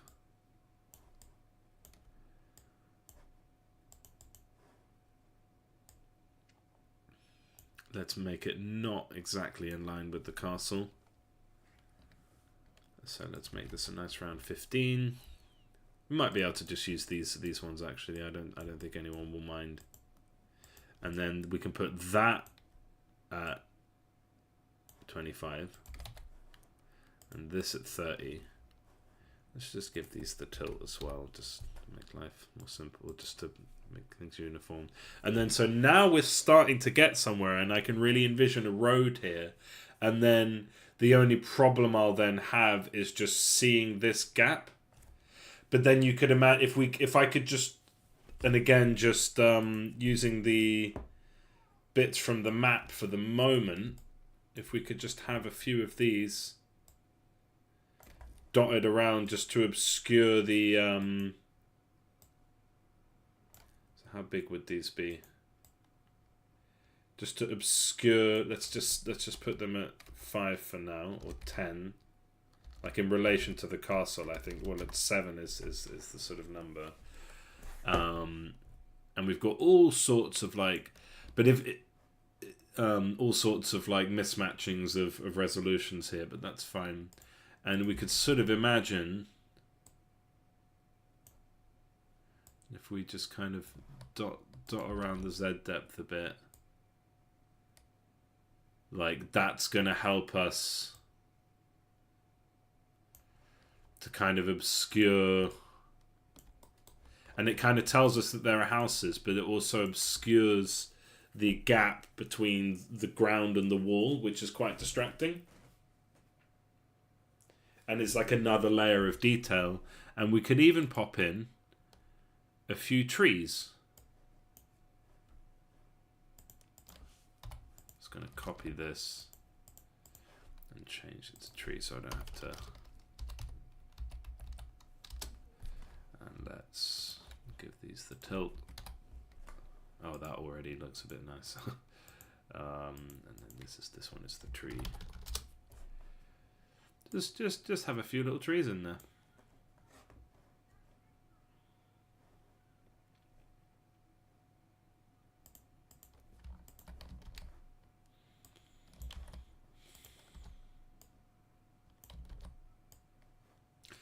Just to get an idea of how this is going to look and feel.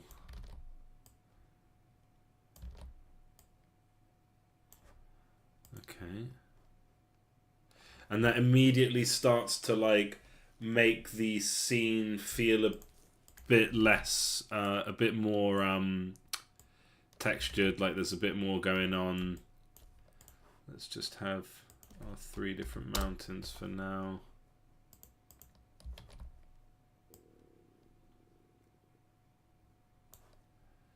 We could probably do with like 2 layers of mountains. But like you can't see the bottom of them, so it's not a huge issue. And we kind of like, I'd call this progress. This is starting to look like the scene. This is starting to look better than I was hoping for, actually.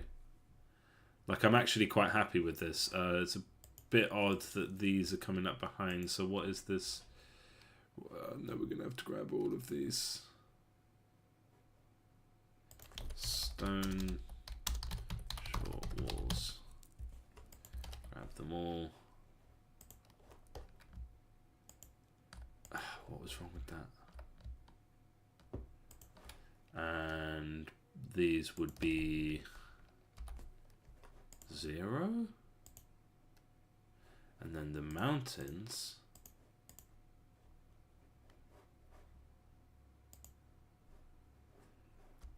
why are they... Ah, because these have a sorting layer. Okay. Well, I'm seeing the problem of not using prefabs already, but let's just hack it for now. So this would be just in the default layer, so we can keep everything tidy. Or just keep everything simple rather. And we have... Yeah, so I think having little collections of, which was never the plan, but having... So then the human is the size of a house, basically. The sizes are all over the place. So maybe we make the houses a bit bigger, or we ditch the humans entirely. Like, we don't need them walking around. I just think it would be nice. I think it would be quite nice as well if the camera moved on this axis, because at the moment it's like so yeah, if I move up to 7, let's go, let's really push it, and then this would be -10, then you can see over it. But if we're down here, that just feels good, doesn't it?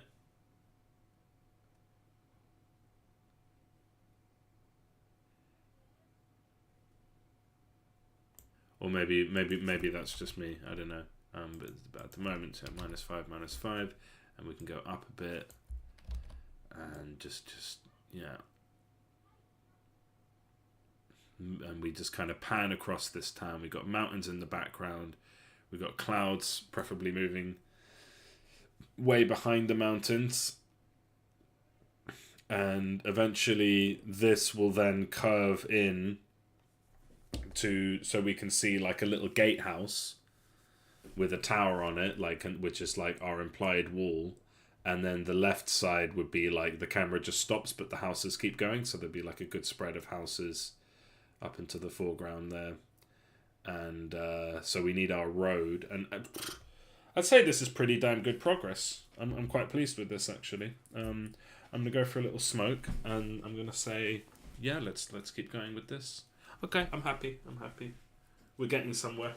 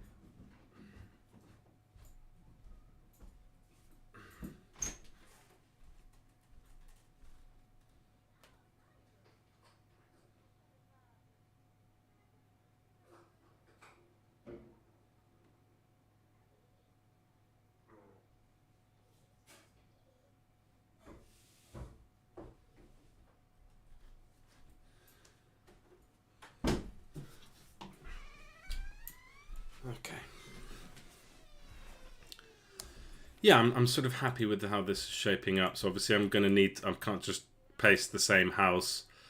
I'll need to give the same treatment, but I think that does actually do a really good job of, and I'm quite happy just to use the same houses, but yeah, I think this does do a good job of like,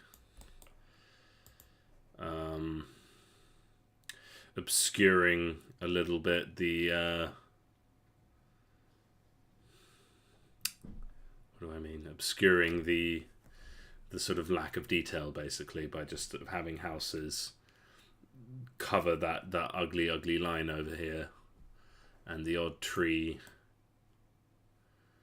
and yeah, these half walls. I mean, I think these short walls I can probably just, rather than doing some clever generation thing, I should really use prefabs though, because then if I change one I can change all of them, because actually these should be the same color and the same sort of, because those bricks are obviously much smaller, but maybe if we did 500 by 20, is that right? No, why is that wrong? 500 by 50. Let's see my maths. And so that obviously looks hideous. So if we went 200 by 20, no, 100 by 10. These are obviously giganto bricks, but it kind of looks better. So let's go 150 by 15, like that. And yeah, maybe that does look a bit better. But then these are still, but then also, and we can delete these because it's not that difficult to do. Delete all but one. And make that one bigger so that it matches the brick size. And it's okay if it's a little bit, don't want to turn off the snapping. If it's a little bit, I'm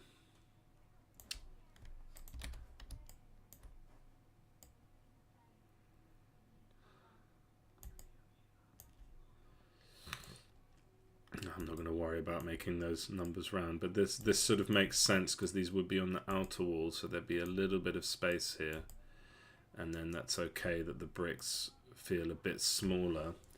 And then let's do this again, so we'll turn snapping back on and move it like that, and again and again. And I can also do something similar to what I've done with the actual ramparts level, where we just kind of replace some of these with little cracks. I really do need to get better at using like shaders and stuff. It's definitely a blind spot in my arsenal of game dev tools, but that looks fine. And yeah, we can sort of start on this like little beautiful corner, as they say, where we sort of try and make this bit look right. So yeah, maybe we would have this mountain again over here, but like in the foreground. And then do we even want more mountains like at the back? Let's just give that a try so we can have a quick look. No, we want it. Let's put it on global, move it back a bit, move it along, move it way back like that. And then does that even register? I didn't make you wake up for anything, but thanks for joining. How's it going, Leo? How's the Roblox development going? And then that, with the bit of the camera and the sort of non-simulated parallaxing, and yeah, actually having two layers there makes sense, but no more than two. Maybe we could have a third. Let's try it. Let's try it. I'm definitely still in the realm of like, let's just try things. And if that was there and just kind of skewed along like that. Obviously it's going to look a bit weird with the copying. We can do a better job at randomizing them, but yeah, that's good. So you've got your mountains in the back. The half wall should absolutely be the same color as the rest, and I don't know why they're not actually. Why are they not? Is it something to do with the material? So this is sprites. Because that's using the wall. Do we want to have it unlit? So let's now that we've figured out what that problem was, we can go back to having sprites diffuse, and this is also sprites diffuse, so it should look exactly the same, or should it? So let's look at the sprites. Sprites, scenery, ramparts. And then where do we keep that? Let's put that in the same place. So this is in floors. So yeah, actually, I guess if that's a floor, but yeah, let's put that in sprites, scenery, ramparts, and straight away I can see that's a different color. So why is that a different color? So there's sprites, and this is going to be this is dodgy. Floors, stone brick. What did we call it? Stone brick. Stone short walls. Stone short walls. And that should be the same color, the exact same color as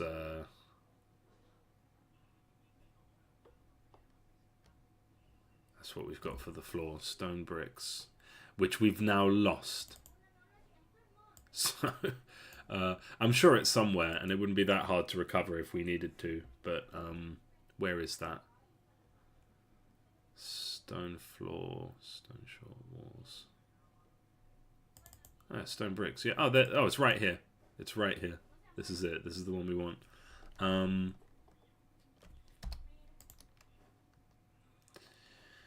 So we want this exact color.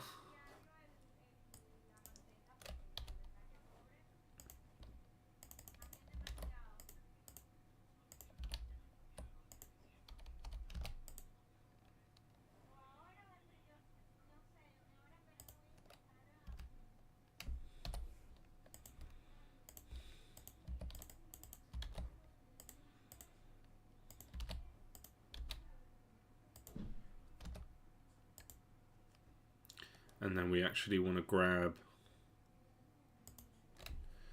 just to make it actually match what we have here, is grab this slightly off color for the shade.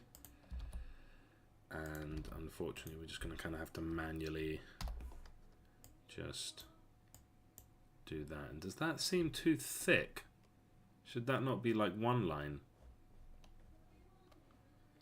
I kind of don't want to mess with this too much. I mean, it kind of looks fine here, but obviously these ones are more desirable. And then I want to kind of like, can I make a material which tiles a sprite but randomly uses different sprites sometimes? Or do I have to code that in like I did in the main game?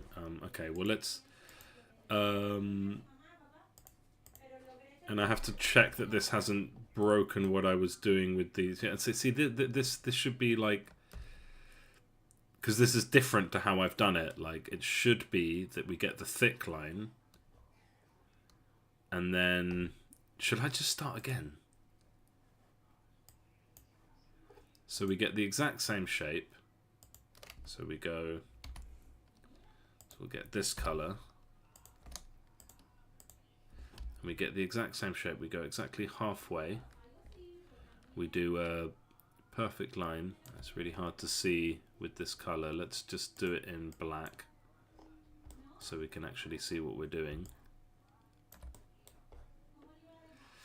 It really annoys me that I can't look past the edge there. Like, if I'm that zoomed in, it's like, no, there's no reason why you would ever want to look at the bit outside. But I do want to look at the bit outside.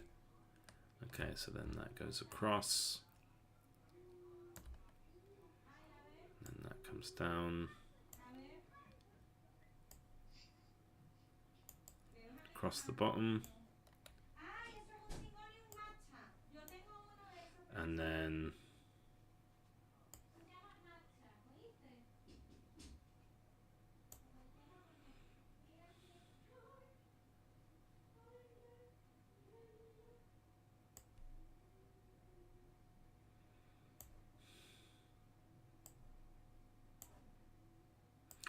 And yeah, there'll be a bit of experimentation here. But then take this. Take. Accept. Yeah, let's just try. I don't know if we want the black. Have I tried using other art software? Piskel is what I know. So it makes the most sense to use for me. I'm sure there's other art softwares which are better. And then, okay, so if we made this like that, and then we can actually, and then we get, do we have it still? Is that the same? We want this one.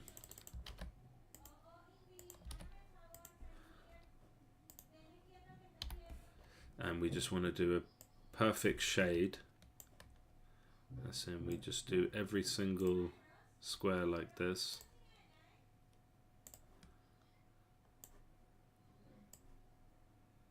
Every single edge like this. So yeah, I'm sure there's better ones out there, but I found Piskel to be quite good. And you know, as a game dev, like, you're always making the trade-off of having the absolute best tool versus having the tool that you know.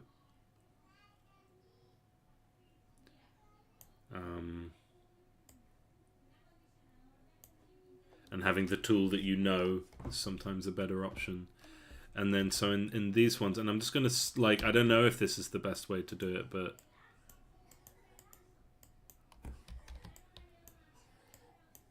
we just have like a sort of random, I guess it should always be in the corners. Yeah, always in the corners.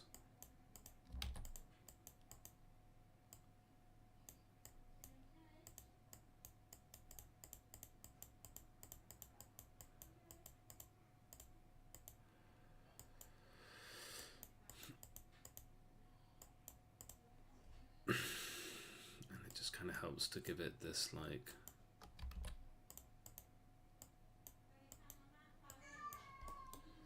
organic look. This is quite a lot of effort, but it's not too bad. It's like if I had to redo this, it wouldn't be the end of the world.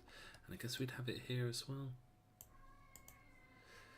I should probably be a bit more careful in how I do it here. A bit more methodical.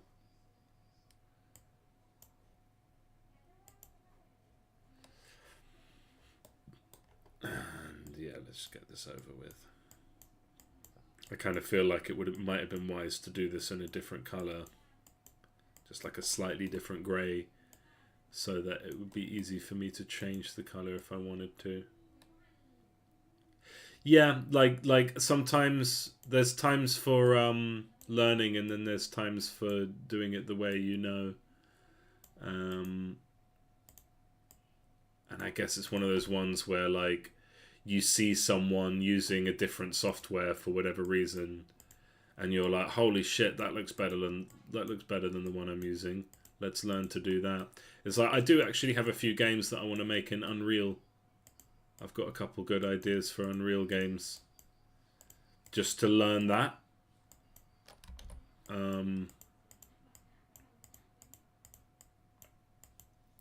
You know, like, as you say, like, I could spend a month or two just kind of learning how to develop games in Roblox, and just maybe try and release a simple game in Roblox and see how that goes.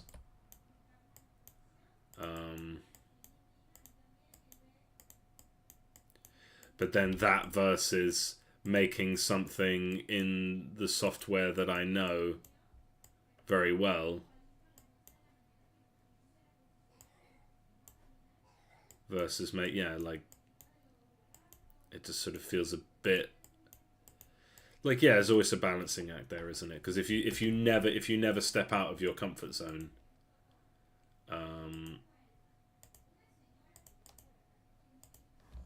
then you get kind of stuck. Like that's not good either. Okay, where did we end up? Sprites, scenery, ramparts, stone short walls, and hopefully that doesn't make the ramparts look like crap, but it will make this scene look a little bit better. What just happened? Why this? Why this now? Hold on, what? Is it because I'm using a sprite shader?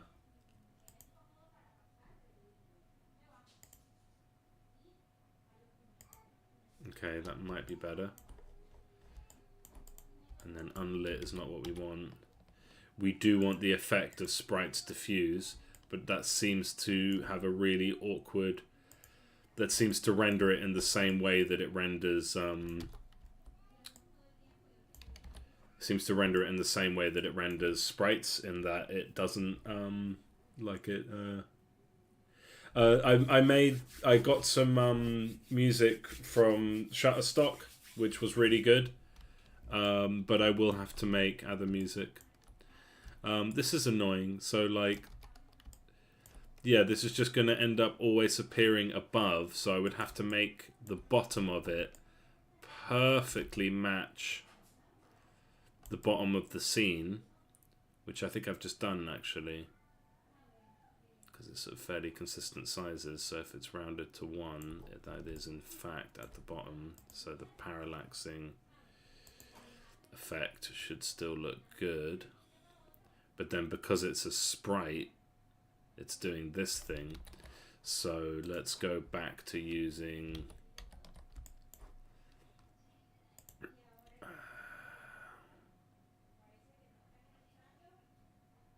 standard. And yeah, standard looks like diffuse. Okay, that's good. Okay, so that's fine. That works well. And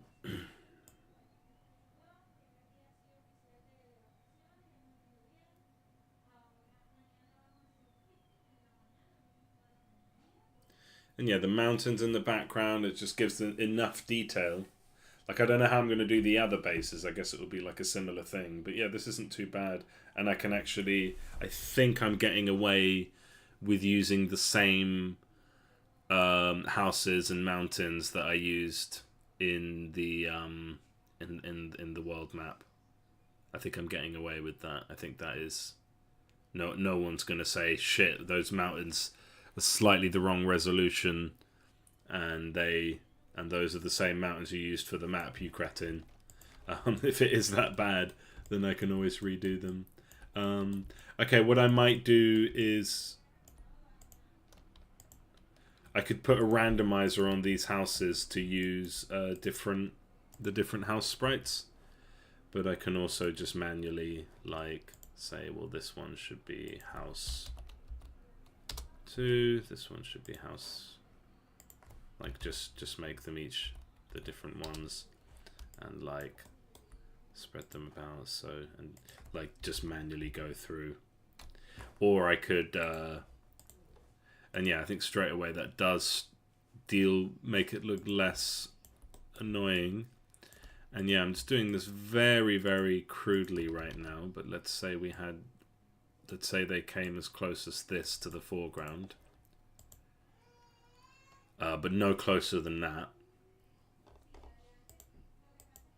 And I think that just really does a good job of obscuring, just kind of making that line, because this looks awful. But with the little houses there and the odd tree, makes it nicer. I do have another one. We could do wells. Just like the odd water well, like it won't take long to draw, and it just adds detail to the map, and you can put them in spots where they would make sense. And so yeah, we have little clusters of houses.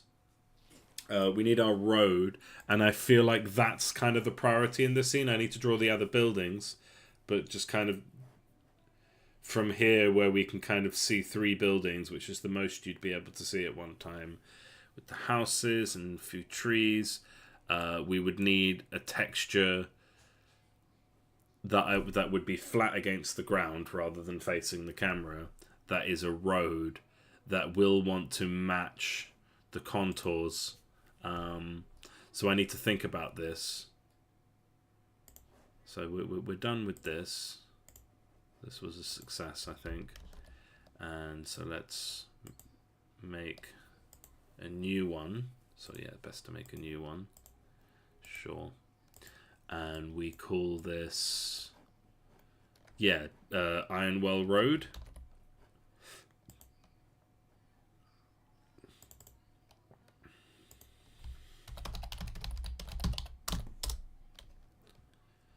And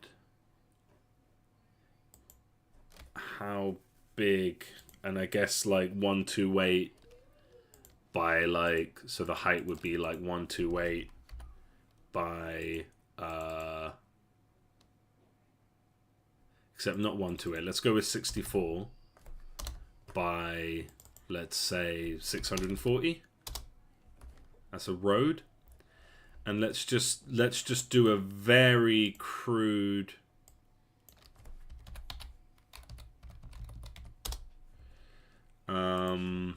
little wiggly line. Not too wiggly line, but just sort of, let's start with this.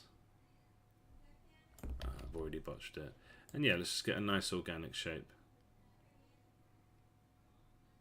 to be our road. And I'm just really gonna not spend too long on this, just to get the vibe. And what color would this be? We already have our road color, so let's go and grab that. Unfortunately, I'm not so organized that I keep all the colors in the palette. That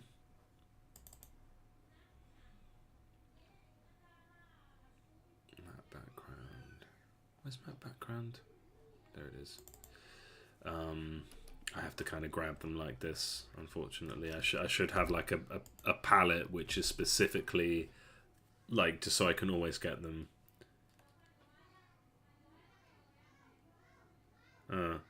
Yeah, I've used Beatbox for music before. I don't know, FL, is that for the music or for the visuals? But yeah, I've had success with Beatbox for music. Oh, come on. I really hate that I can't copy a color here. I have to copy the text of it. So yeah, maybe there is a better drawing software that I'm not aware of.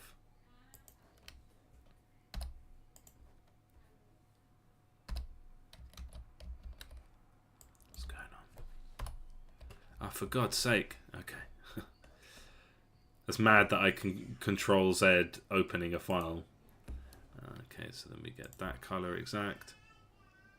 FL Studio, yeah, I've not heard of it. I mean, I maybe I should broaden my horizons a bit, but I'm just kind of sticking to what I know. Okay, and let's stick with the same theme here. So I'm just going to want to draw this line again. So maybe I'm putting too much effort into this already for like a test run, but this does look like, this will look like a zoomed in version of the road. Like this, and does this even make sense? I don't know. I guess it doesn't have to, really. So then we take that, and then yeah, I mean, at this level of detail, you might expect to see like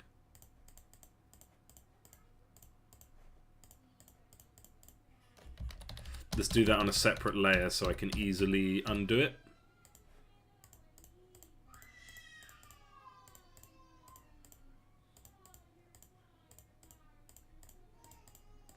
Right, just to sort of give it a bit more texture.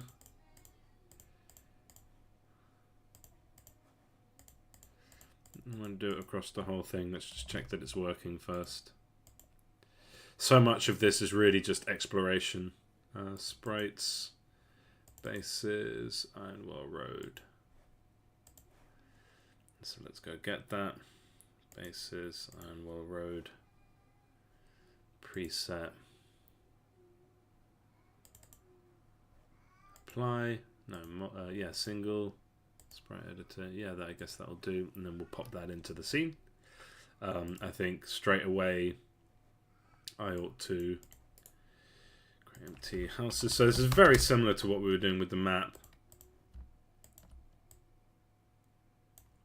And we might just put trees in with the houses and whatever other like little bits we end up with. And then let's make another one for mountains. And we should be using prefabs, but probably fine actually. Like this is a sort of one and done thing. And then yeah, clouds. We won't worry about clouds yet. And so if we pop the road in here, does it just straight away look beautiful? So these are 7, so this should also be 7. Rotated 90 degrees. How does that look? That looks awful. It looks like a beach. It looks like a desert. Like a desert beach has just entered the map. And we want to see both sides of it. But then so maybe there's something between like dampening the colors a bit, making them match the world a bit more.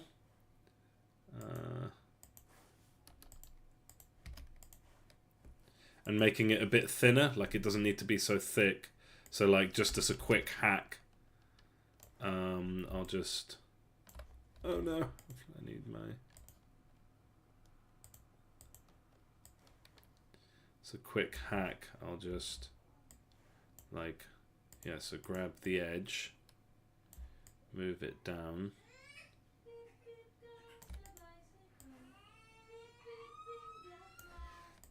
Just make the road thinner. And my son is screaming bloody murder because his mum's putting him in the pram. Because this boy doesn't sleep unless he's in the pram. Unless we're taking him for a walk in the pram, that's the best time for him to sleep. And nowadays he like screams bloody murder when we put him in there. Okay, let's see if this fixes things a bit.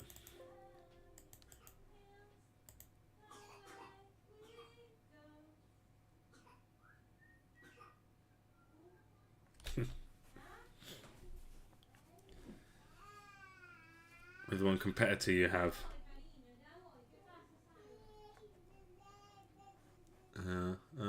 Okay, well this is a bit better in terms of width, but the road just feels a little bit strong and harsh against the background. But why is that less of an issue here? It's because it's a map and we want to see the road clearly, right? But that's not necessarily what road looks like up close. So we might actually want to go for like more muted colors, or maybe I'm overthinking and actually this is fine.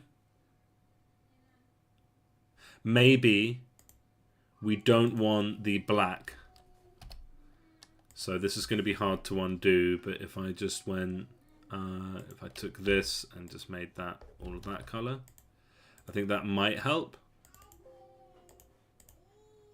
I think it does, but it's still. Oh, here's an idea.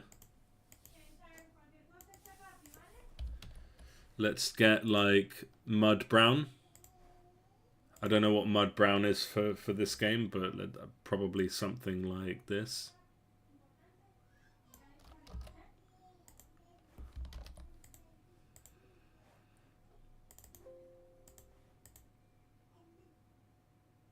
And then you would expect to see the road kind of like come out where it's needed to go into these buildings, wouldn't you? With maybe even like little roads around it, like you might see a road behind the castle, but again, like how many layers of detail are we going for here? Like I have to stick to what I'm good at, and what I'm good at is not this. What I'm good at is making the game, so I don't want to spend too long in here. This isn't going to be the defining feature. I just think it's going to be really fun to move through this screen, click on the buildings and upgrade them and see them visually upgrade, and that just gives you a sense of like that's part of the storytelling. That's part of setting up the world, you know? So what I might end up having to do, and this is going to be... I don't know how I'm going to do this, but to make it so that the road organically, like, files out.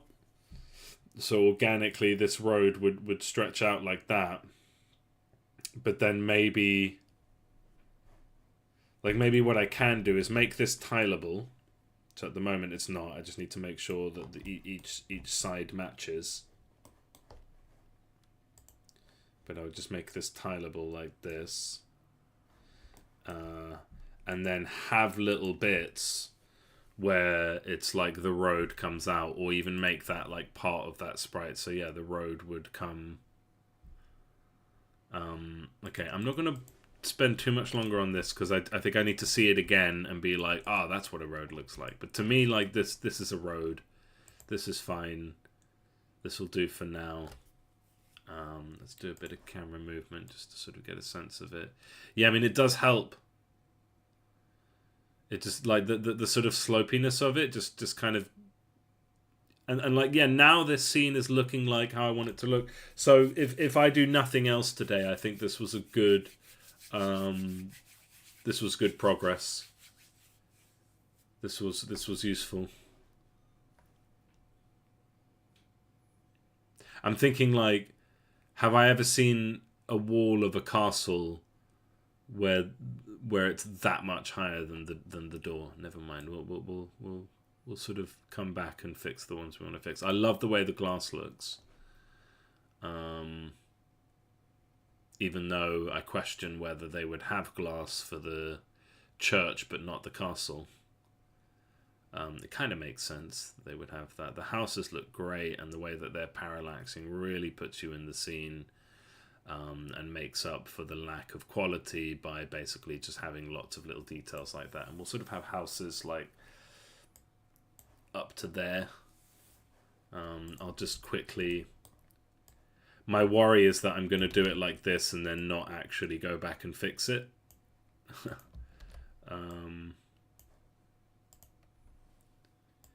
But now that feels like yeah, this is a town. Like, it's a bit wacky. Oh, that's popping out in front of the castle. I don't want that. So like where that happens, I'll just... Because I don't like you. I like the parallaxing effect. I really don't want to lose it. That's this one? So yeah, that one ends up being closer to the camera. Is it that one? No, it's this one. Jesus. So that one ends up being closer to the camera than the pivot of the castle.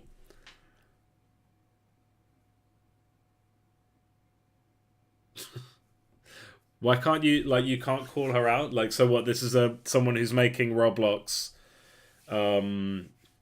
content that is a competitor of yours, so they're like stealing your work, and then you're seeing her in your YouTube feed a lot or something like that. That's, I mean, that sounds like fun. Sounds like entertaining drama. Okay, so yeah, we'll keep our like rows of houses along the back there. The tent looks fine. It's like, yeah, we've built a little barracks. Like, it's not a permanent fixture, but we've got the church and the castle next to each other. We can put more detail on the castle, maybe even make it shorter. The wall at the back ends up looking fine, especially with the half walls.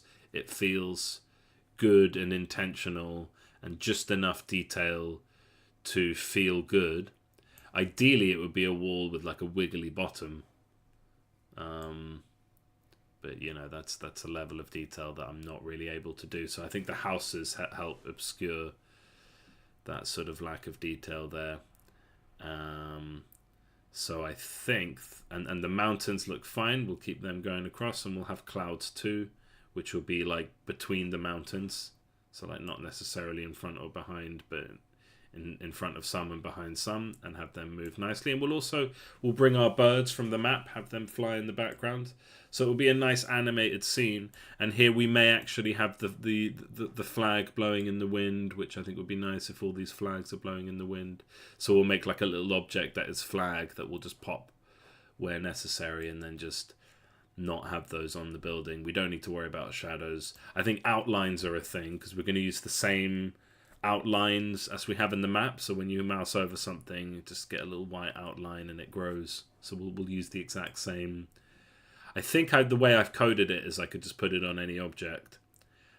Yeah, trees, little well, little bits, but just lots and lots of houses is fine.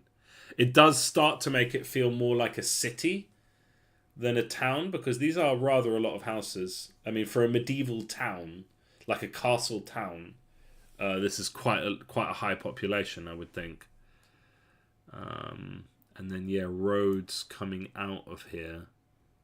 I need to think about how I would do that. But I think the next step at the moment is to draw more buildings. So it's not quite finished time yet. I'm feeling a bit burnt out from the day. Had a lot of things to figure out. But I think I've got a bit more energy left in me to do maybe one more building. So sprites, bases, ironware buildings, and let's try and do another one. I don't know which one I would rather do next. I don't know what the market would look like. Let's do tavern. So I'm going to look up and also, of course, we have to do all of the alt versions of these, and we also need, like, I think a lot of these structures, like the tavern, like this town got raided and we need to repair it. Yeah, the houses are fine. I don't know if there's too many.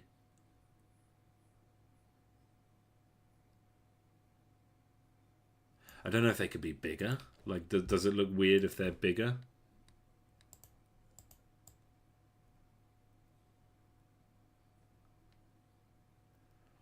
I think if they match, I think 7 is good because then they match.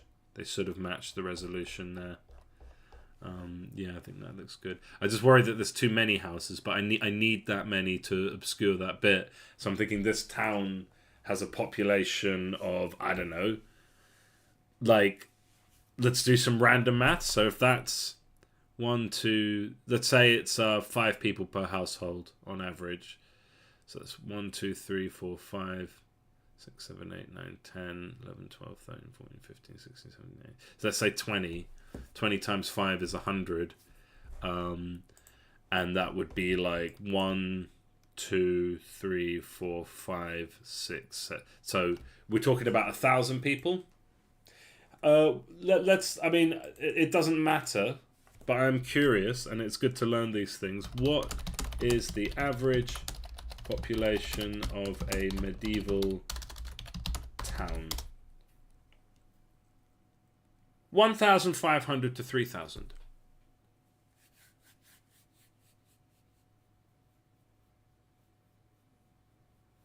Market holding towns typically contained only a few thousand people. Only rare, so villages and hamlets. So yeah, a city is like 10,000. So that's not that far off from like a modern city. Okay, interesting. Good to know. Good to know. So we will get away with actually just... Oh, and are we doing the chimneys as well? Or is that going to be too noisy? We could do chimneys. So I'll probably end up using the same house prefab, because that's all that will all be attached and connected, and do the same thing where if it's flipped, then flip the chimney thing, so save myself some time. And I'm very pleased. If you like scroll back to the beginning of the stream and look at what this looked like before we started today and look at it now, I think that's a drastic improvement. Right, so this is fine for the houses. That's not breaking any, like... It doesn't, like, no one's going to care, but I think all of these things come together. And yeah, you imagine a town of people with a population of about 1,000. There's a castle, there's a church, there's a market. It's not like a nothing town. This barracks will go near the edge. Like, yeah, I think we're looking good. And then, yeah, we can think about roads later. So, what have I got on my list? Yeah, populate town with houses, wells, trees, hills. No, we're not going to use the hills here. Let's say they've got a nice flat bit of land to build this mountain on, to build this town on.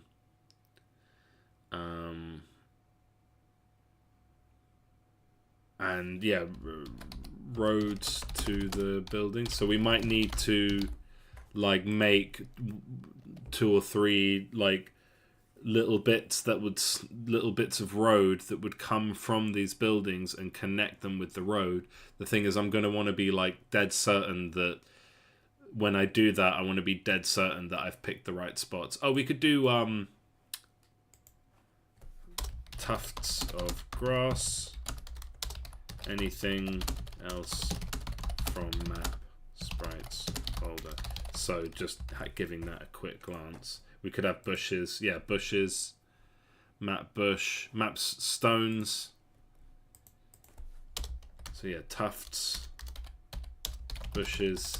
Stones. Same deal as the main map. Just kind of do the same thing. Tufts, bushes, stones. No hills. No river stones, no river, and we may have like farms going off to the other side. But you can imagine again, this is not where the farms are.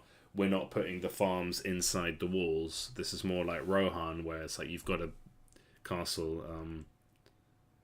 Yeah, no, I didn't say she was stealing stuff, but it's like someone. I mean, I get that, like someone.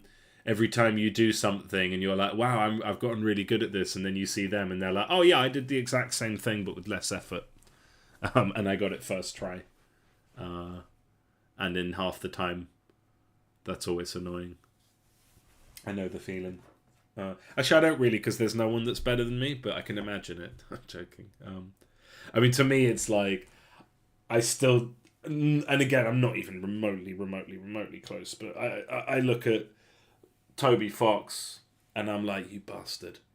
Toby Fox made Undertale, Tynan Sylvester, but again, they spent a long time on these games, and my problem has generally been, I don't actually have like the capital to justify spending 10 years on a game, or even more than 5, so I can only really spend like a year or 2 on a game, because it's a bit scary, because if you spent 10 years on a game, and you came out with Stardew Valley, you'd be like, yeah, that was worth it. Of course that was worth it. But if you spent 10 years on the game and then it fell flat on its face, that would be really bloody depressing. So I tend to spend like 6 months to a year on a game. Because then if it fails, it's like I haven't lost that much time. I'm competing with a bear woman person. I don't know, like, you know all those philosophical things, right? Of like, don't compare yourself to others, and like, you do you, let them do them. Like, God, yeah, no, there was one which I saw, which was like someone released a roguelike tower defense game, which of course hadn't quite been done. Like, tower defenses are generally kind of roguelike-ish, but just having that meta progress and also having that random nature to your tower defense game, so you don't know which towers are going to become available. And I saw that, and the guy released it, and it just immediately, and it doesn't look that incredible, but it's his first game. He released it, and I see it's got like 10,000, or was it like 1,000 reviews? If it's got 1,000 reviews, that means he's probably sold about 50,000 copies, which means to me, like, if I sold 50,000 copies of a game for like $4.99, I'd be like set. I'd be like, brilliant. That's me. That's me done. I don't have a day job at the moment, but if I did, I would quit it at that point, and I'd say fuck you to everyone. You can lick my balls. I'm going to keep making games for the rest of my life. That's kind of how I would be if I sold 50,000 copies of a game. But I chatted to him because I was like, obviously friendly, and was like, how did you do it? Like, and this guy does data. He did computer science at school, so that's the first thing. is actually studying something relevant to games, but also like works in computer science, I think. And I was like, and was kind of like, and he said something like, I still haven't really made enough to quit my job. And I'm like, what do you mean you haven't made enough to quit your job? But so you know, there's obviously a few differences, but I look at that and I'm just very, very humbled. And I'm like, shit, this person is clearly better than me. Because it does happen. People who spend less time or you know, just the people who, like, look at bloody Pal World. None of those people had made a game before. You get a team of like, what is it, 5 to 10 people? I think less in your core team. None of them have ever made a game before. And they're absolutely stomping the industry. And I'm like, how do you do that? I mean, it's obvious. Like, they have a good concept. They just made it. But, God, yeah, like, that pisses me off. Because I'm like, shit, why didn't I just come up with a really, really good concept and just do that concept in a kind of sloppy way? You know, there was nothing stopping any of us from making Power World. By the way, there was nothing stopping any of us. So yeah, competing with your Bear Woman person is like, I don't know. It's just a bloody rabbit hole. Like, there's always going to be someone who's better than you, but no one's going to make the exact games that you make. That's the thing. I mean, I could see someone makes like a Survivor-like game that's nowhere near... Like Megabonk. The guy who made Megabonk upsets me. Because that's another solo dev. Took 6 months to make the game. Nothing crazy new, but it was a very clever concept of like making it 3D and just kind of really not worrying about it too much and just making a really nice, satisfying game and just kind of nailing on YouTube. It does turn out that they were... It does work out if you're... So I was looking at your comment, winning a long battle like... Oh, you're like the snail that if it touches you, you die. Yeah, I mean, winning the long battle, there'll always be someone better than you. I think there'll always be someone better than you. Like the Megabonk guy is made a Survivor like, absolutely stormed the industry. Also wasn't an artist, also wasn't classically trained or anything. They were a famous YouTuber, but they did start fresh to have like a clean slate, and they just absolutely nailed it. They made YouTube shorts and so on and so on, marketed their own shit, and made millions upon millions upon millions. And that is very humbling to me. And I'm just like, why didn't I do that? You know, spend 4 times as long, spend 2 years making a game that doesn't even get close to what that guy made. That upsets me all the time. But what can you do? So, I don't know, see what you can learn from her. Like, take it and be like, okay, let's bring that into my next day of work. Okay, I'm kind of just scrolling around, but I'm happy with this. This is a big scene, like, and this will translate across the other factions. And yeah, I just need to take all of these things that are on the map, so little stones, and just detail this bit up, and just do my best to obscure this horrible line here. Yeah, in Roblox, like, yeah, even playing field compared to Steam, where like if you've already got a good account or if you've got an audience, you've kind of got a massive head start. But in Roblox, everyone starts the same, I suppose. Okay, yeah. So then we're gonna have populate town with roads, stones. I've already gone through that. Roads to the buildings, yeah. So that gives me a list of things to do. Oh yeah, so populate background, mountains,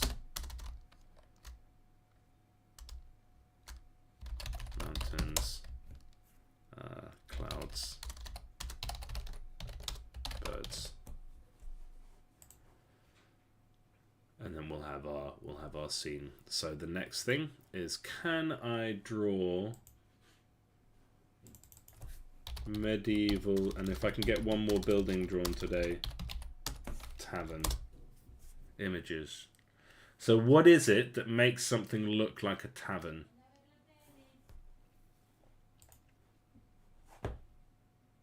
We don't need to use the faction colours anymore. We should give the tavern a name. I think one thing that's charming about ye old English taverns is the fact that they have names. They have silly names. Also, the top floor is bigger than the bottom floor. That seems to be like a staple. So let's start drawing out that shape. So we want the top floor. So we do like, here's the bottom floor.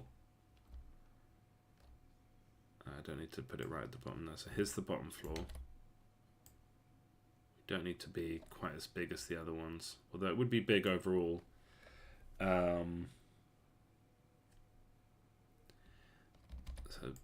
bottom floor, fairly like almost straight top. I think stepping out,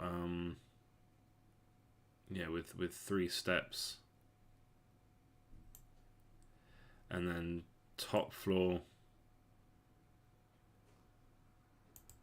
Again, kind of,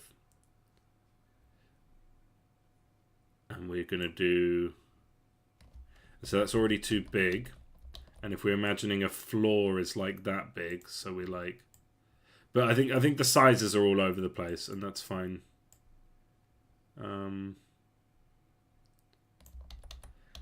And yeah, I guess it wouldn't like, this needs to have like quite hard edges, because it's, you know, like stone.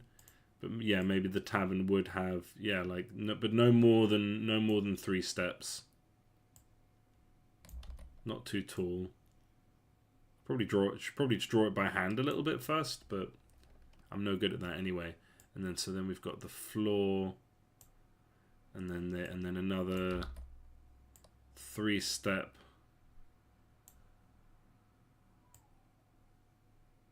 And I feel like this is going to look like some cursed abomination, but let's keep going. And then it's got, so yeah, just so you can see, here's the references I'm using. Just first Google search results of a tavern, just to remind myself of what one looks like. It has a sign, so it has a door. I'm going to change all of this, and it has a sign. What does the sign look like? I'm not seeing many of these with signs. But generally it's like you would have like, maybe to like keep the width of the building, you can have a little, like, what, yeah, tavern sign. Tavern sign. Yeah, it's like a post that sticks out that has the name of the tavern on it. Except we're not gonna have enough detail to do that. I mean, if that's like, again, we're not too worried about size consistency, but if that's a door, then a sign is like 4 pixels, 5 pixels, which is about that. I don't know, like, so we're not going to be able to like actually have any detail there, but we could just do like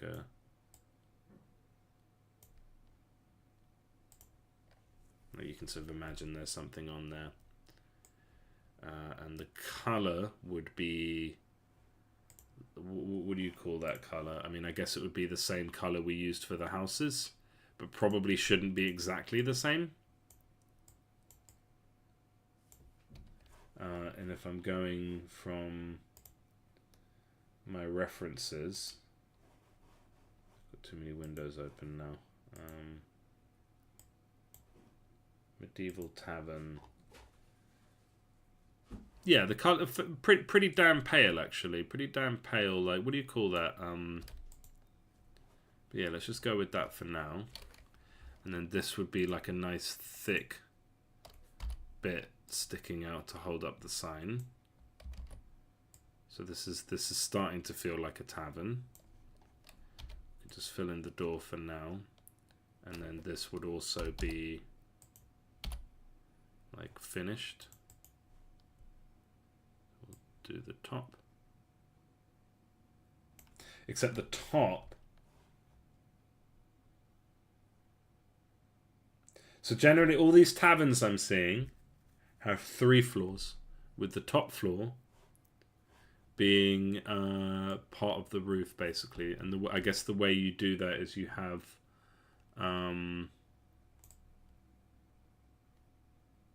you just make sure there's another window here to like imply further space. So then I guess what I should do is take that, pop it above. So we've got that shape. I don't think we're going to go with the same faction blue for the tavern.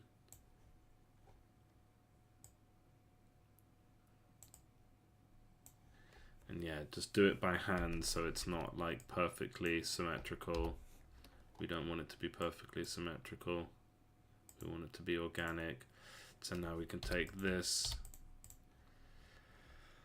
And let's just go with this for now up here.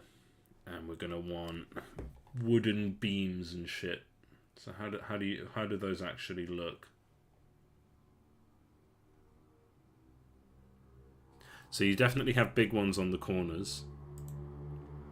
So let's take a black line and just really like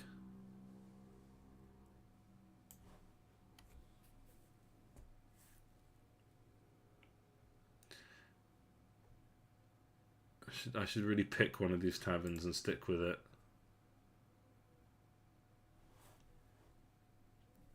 And yeah, these funny shapes that you get for the outsides of taverns, like I think that beam might be a bit too thick. We would want it like, yeah, 2 pixels wide, with the smaller ones being 1 pixel wide. So we do our like that. And all of this is subject to change, but I think this is not bad for a first pass. For God's sake, Piscal, let me put the camera outside of the edge of the screen. I don't know why you don't let me do that. And then it would be, yeah, so it would be the bottom of this bit as well, with it implied that there might be one down there, but we can't see it. And actually the bottom of the building, no, but we would have like, see, yeah, this is the kind of detail that changes the game a bit, is if this is actually wider and full of stone. Not final color for the stone, but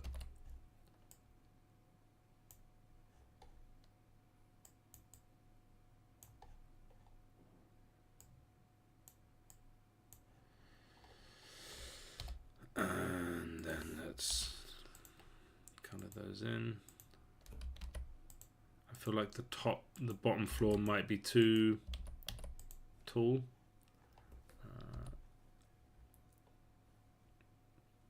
Okay, and then it's these funny shapes. So let's do windows. Let's do windows. So we'll get just so that we know the shape we're working with, and let's do them nice and square, like that. I don't know if this is going to look like some cursed abomination of a tavern, like a tavern you might find in the back rooms kind of deal.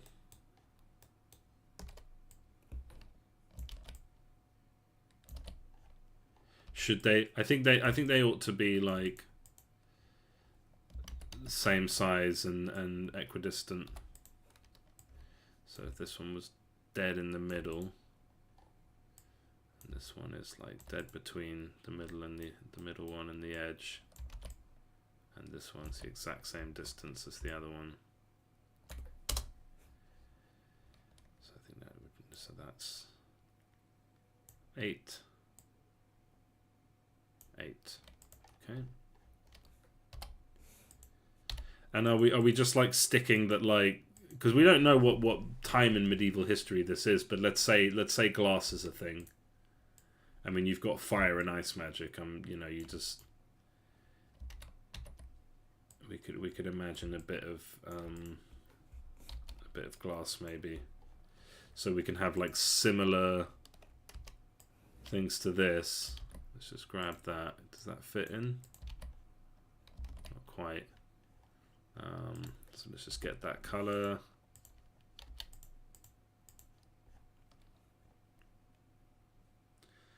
And the top window. Yeah, I think it would be nice if this one was a circle.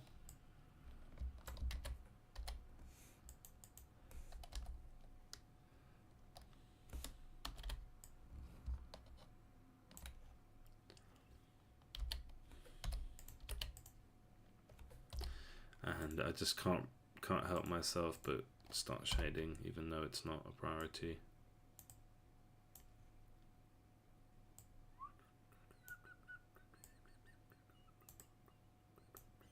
And then the window would probably be like actually like cross-hatched, because we're not some like fancy church with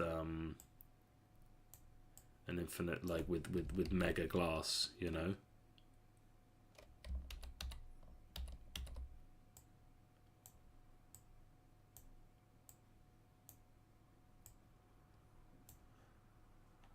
And actually these ones would probably be, because like having a big thing of glass, we don't need to do it for all of them, we could just copy them along. Having a big bit of glass is probably quite fancy, isn't it?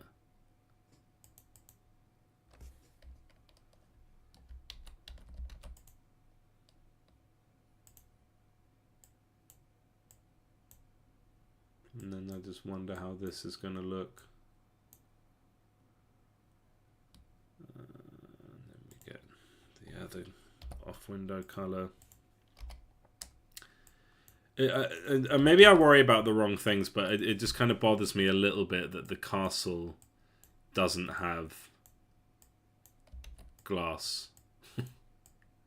So maybe we should just add glass to the castle. Okay, that's just too noisy. Let's just... And then this would then have... So it's the top and the left. And darker is the bottom and the right.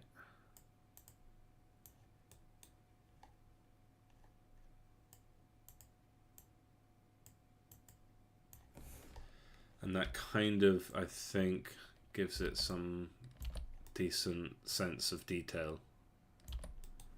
A decent sense of like graphics.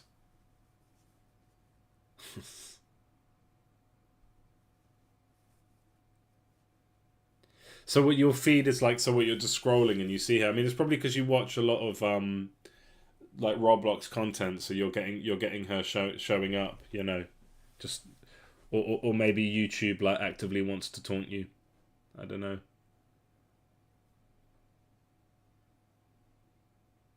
Yeah, yeah. So we have a shadow under the roof. Yeah, but I would want I want to do this funky thing. So like it's the patterns on the like the wooden beaming, and now that I've put in the windows, like it's these funky shapes, right? So let's go with that funky shape. So we have like basically like the windows would have beams of wood all around them, and I don't think we need like, but we start by doing like this, and yeah, I would do that on the top as well. And so like, yeah, the top ones is like you might have like a square of wall like this, and I'm just guessing on hundreds of years of architecture. So like this would come across like that, and then the edges, it would like come out to the edges like that. And I don't know if this is just going to look weird, like some weird cursed version of what I'm trying to make. But then, yeah, you can imagine, like, so this kind of continues up.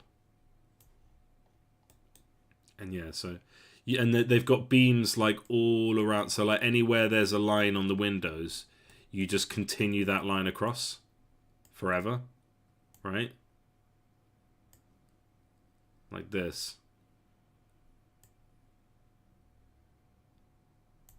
And I don't know if this just looks like some weird, like, pattern. And then the odd one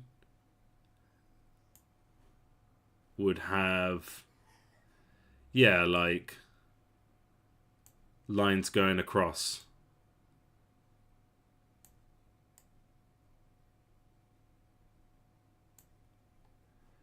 And the same for up here. And would they? Why would or wouldn't they go in the same direction? I mean, I think a lot of it is like craftsman's preference.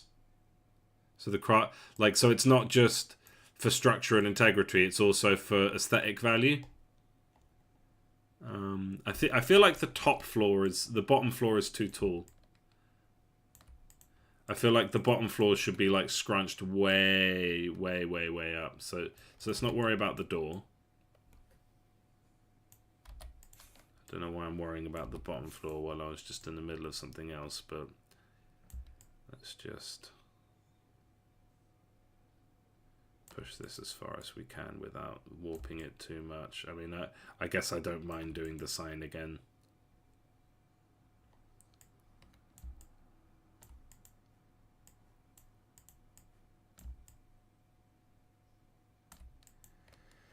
No, that's too much. It's probably fine where it is. But yeah, this starts to look a bit right. So then this bit. So yeah, and I'm looking at this rooftop here. So we have like these lines, like that. Right? And we just continue that along. That makes sense.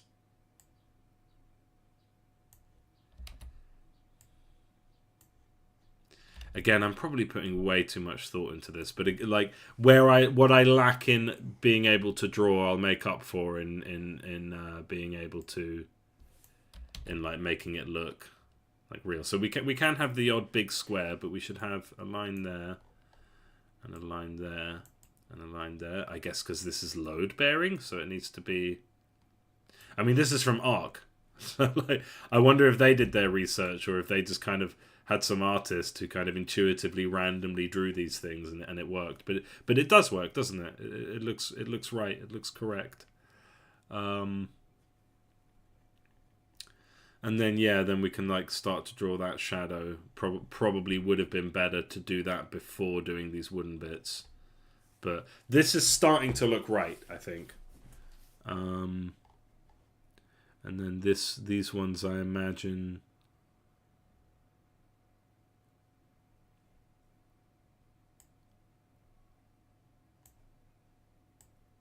Right? Oh no, that looks weird for some reason.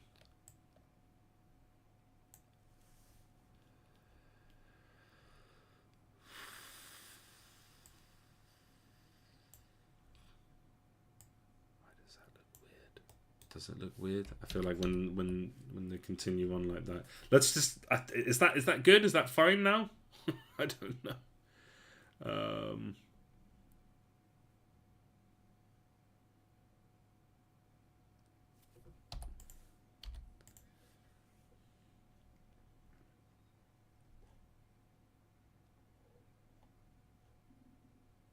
And then I feel like what might look good is like a little,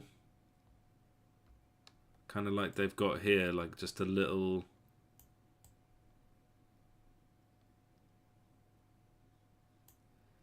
like a little place. Maybe this is where you would keep your horse or something. So it's a night. We'll grab this again.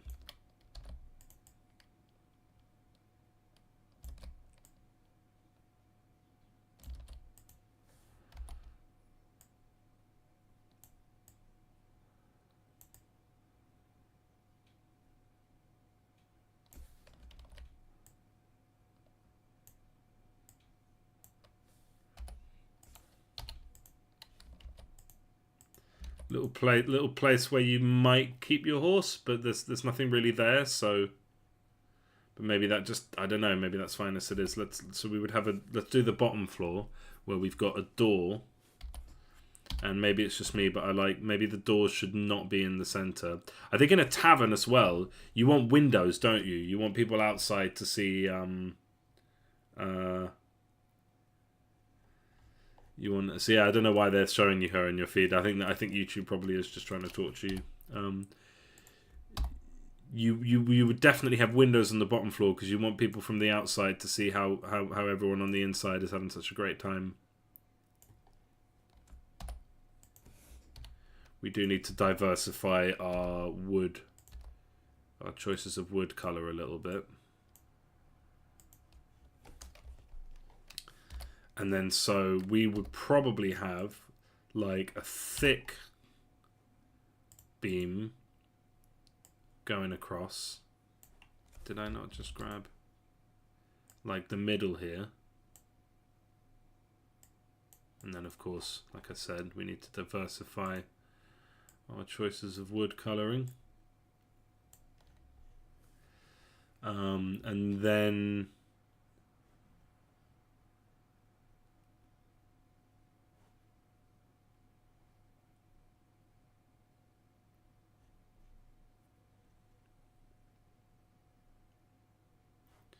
I think I might have left too much space between the door and the next, like the first floor. Yeah, so I'm just gonna get rid of this just so it doesn't bother me because I feel like I'm destroying things.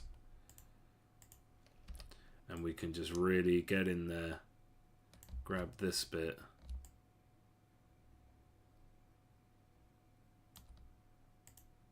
I think that's better.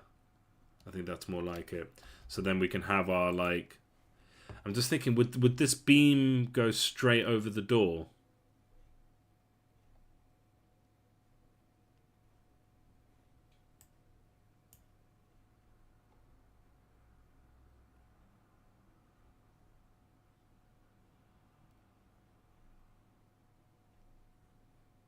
Not really, no. So that's not a thing. But then that one's got stone walls. Okay. Okay. So that's actually an interesting thought. Would the bottom be stone? This one isn't. And I think well, so like, what does it look like if I? This looks like a solid color. So yeah, like we don't have we might have this thing like a bit over the door, so that like blocking. And what color would that be? Let's go with like. I don't know what color would this be. Like a little straw bit. I think that looks nice. So like a little bit of straw.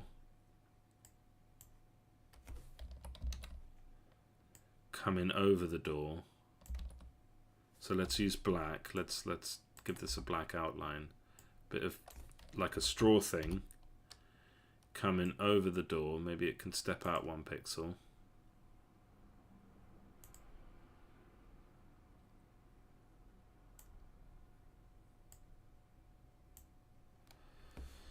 And this would be like some fucking color.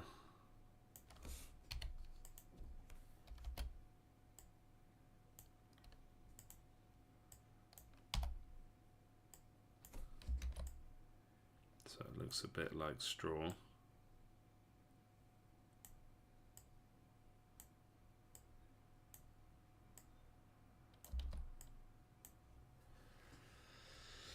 And then I guess we just need more of these beams. I'm just struggling to find examples of what the beams look like on the bottom floor. Oh yeah, we need our window. We need another window. So we need a nice wide window. Oh, the windows with the little door bits. Ah, that's a good point. So the windows would have little doors. Well, let's just start by having a white. Maybe we skip that. Maybe we skip that. So a nice lovely rectangle for the window of the tavern, so you can really see everyone inside is having such a fun time. You should come in and join them. Or is it more like, please give the people inside here privacy because they're very sad and they don't want to be seen? The door to my local pub is like you have to kind of crane your head. So they've got like, what do you call it? Like glass that's difficult to see through, cloudy glass, and then so you have to kind of like do that if you want to see inside, and you'll sort of see the tops of people's heads, and you can tell. And like, funnily enough, the around my ends, I was quite pleased to see that there were like old people, young people. So it's a nice pub vibe. And yeah, never too big a shard of glass, because that would be expensive. And I know that someone's going to be looking at the game and be like, how did this tavern buy such a large piece of glass? Okay, and then we can base our beaming around what is happening with the windows, which seems to be the way that it's done.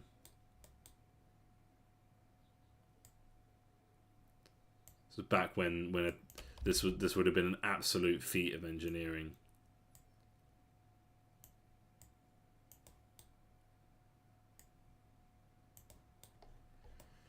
So we'd probably have. Can we do crosshatch? Would that be a thing?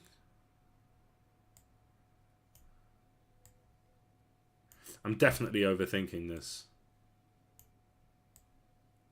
Yeah, and if you were to have this, it would have to come. It would have to be like that, because that's what makes it structurally sound. I remember little fun story about my time when I was at Jagex, and there was someone made like a fence to a little barn, and they sort of they put the fence in the wrong way, in a way that sort of didn't make sense, because there is a specific way that you put the fence, because otherwise it wouldn't really work.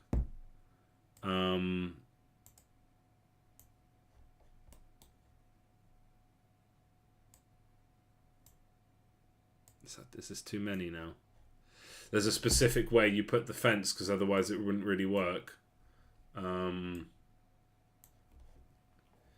And the dev got so upset that people were complaining about that. They were like, it's such a minor thing. But I was like, one, I don't think they're complaining. I think they're just telling you so you know. But also it's like, I think it is nice to care about these things. To care about how things actually were, you know? And to stop for a minute and think, why are these like this? You know, why is it like this? Why do these buildings have these wooden beams across?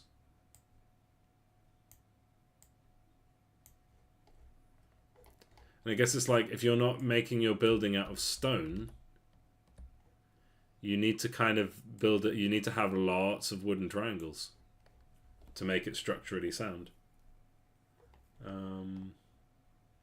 Okay, are we doing doors to the tavern? No, I think what I should do is pat myself on the back and say, that was a good one. I got some work done today. And then as I look at the materials, as I look at these as these develop, then I'll be able to look at them and kind of know exactly how to improve each thing. So we actually are one building up. We should probably do prefabbing, but it's fine. We've only got a few of them. Actually, this one... and I grabbed the sprite renderer, so this one goes... Oh, you bastard. Go back to the middle.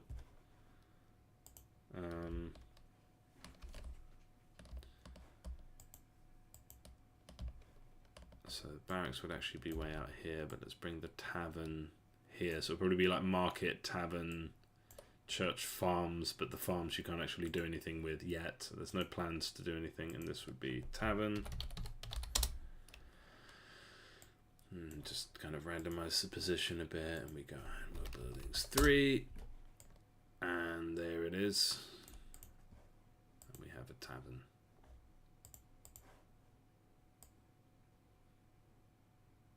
Oh, and there's a little random dot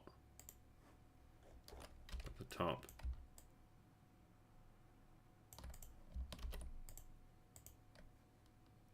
Can't have that. Can't end the day with that. Okay. And at first glance, I feel like it sort of doesn't quite match the other buildings just because it lacks that blue. It sort of lacks a bit of that blue, and also it should be at the bottom. 1 pixel away from the bottom.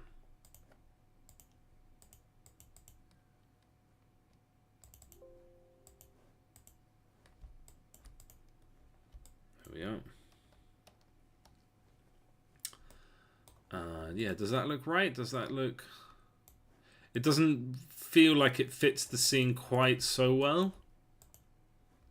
But maybe that's fine. I don't know if I've got too many cross-hatchings there. But they do make sense. It does look rather authentic, and I think the time I took to actually see straight away, the time I took to actually kind of research this a bit and think about where I wanted them to be. I think that wasn't in vain.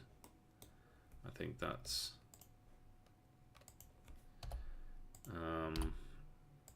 was a worthwhile exercise. And I don't know if it screams tavern, but it certainly screams medieval non-military building. And there's just a few things about it that make it work. Again, like this game is like, ideally players will spend 5% of their time playing the game here, and I'll be lucky. I'll be very honored if that turns out to be more than I don't know, 20 minutes in total in these areas. So let's see. Okay, yeah, maybe this would be like closer to the road, which also allows us to sort of obscure more buildings in the back, and we'll have like probably have the market and then the market and then the tavern, and then like the blacksmith and then the barracks. In my mirror board here, I've got the barracks next to the castle, but actually that doesn't really make sense. Maybe it would be on this side, like up in the farms, like there'll be a farm here. Maybe, I think. So that leaves market, magic school, blacksmith, and of course I have to do multiple versions of each of these to show development. The first one in each case being like I don't know, how do you upgrade this building?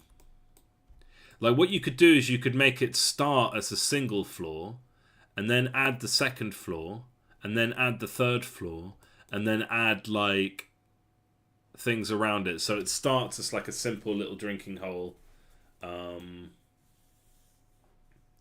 Oh, we can put the sign, because I think one of the things that tells you that it's a tavern is the sign. Would the sign be coming off this pillar? I don't see why not. I'm not going to research that. I don't have to research everything. So we would have like a little sign coming out. And I don't know what color. I guess this would also be wood. We, like I said, I need to diversify my wood colors a bit. And then off here would be a little sign that tells you the name of the tavern, which can be, and I guess I'll just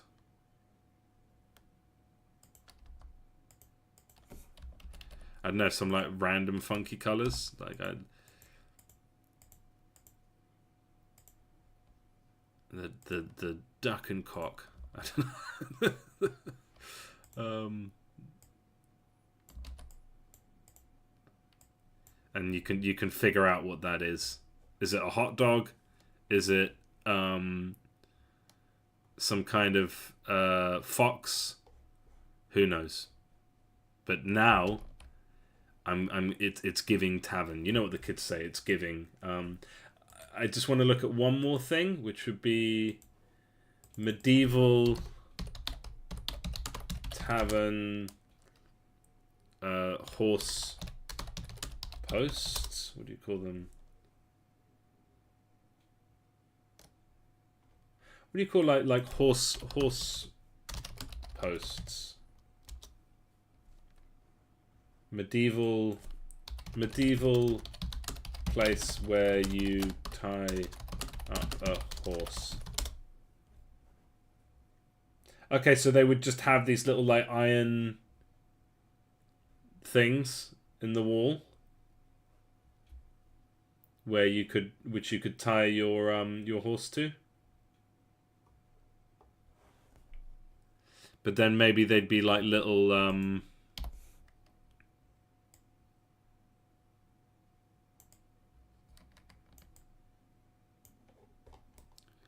maybe they'd look like this. Horses in this game, everyone's just ahead. How do you ride a horse in this game? I don't know.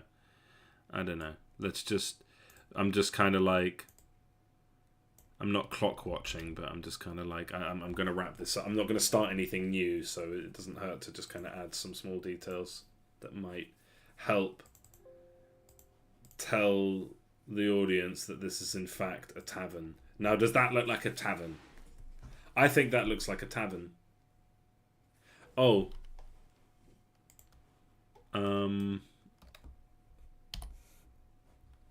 The rain cover, because what's the point in this thing if it's just like an open beam?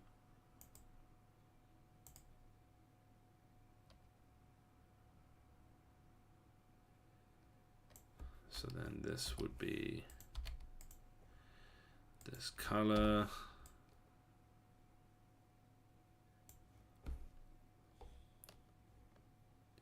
And then, yeah, you can sort of imagine that that's... Okay, and we really do need to diversify our sort of tiles. I think we can go with a similar colour to what we've done for the houses.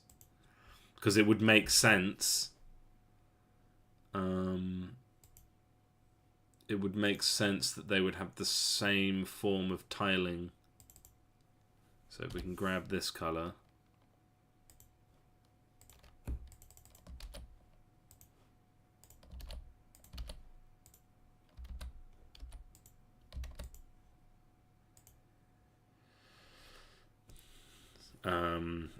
As the houses, and then we can also grab this color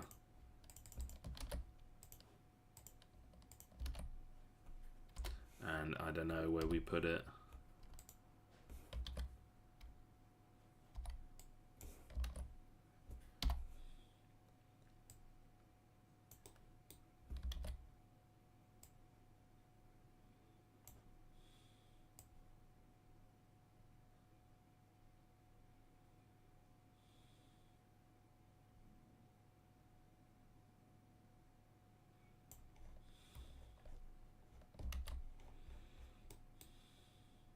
Oh yeah, and as Leo mentioned, big one, can't believe I forgot, is a little bit of a shadow under the... So yeah, we do need our off...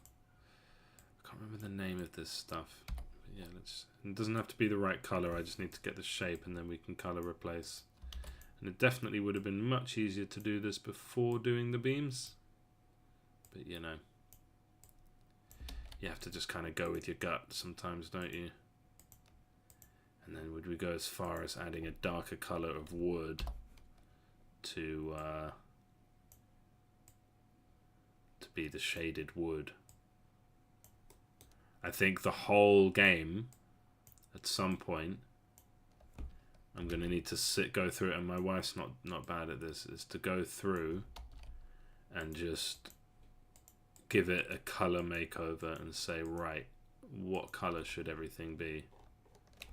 I think we might have this color just next to the beams on the outside, again just to give it a bit more texture.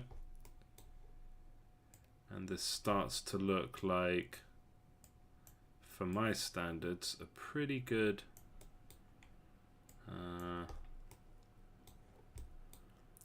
little vibe. And yeah, here we would definitely have it like at least 3 lines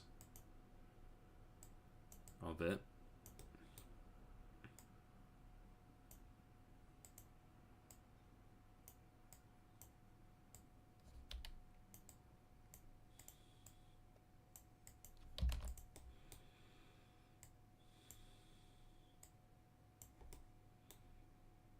I mean, you could even imagine having them under on each side of each of the beams, maybe.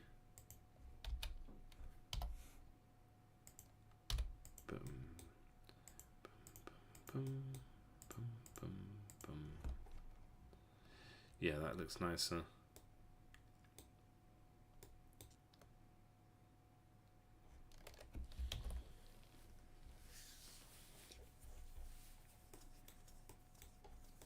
And then would we like do, because this is like full on chessboard.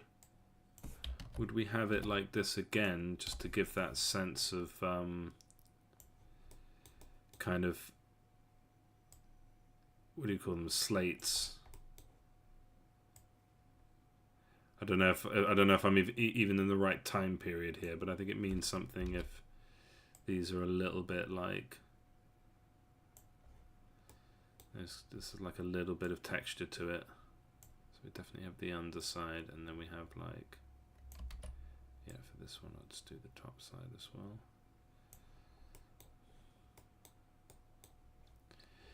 And would we, and this is, so basically I would have to go through each of these and just on the underside of every single beam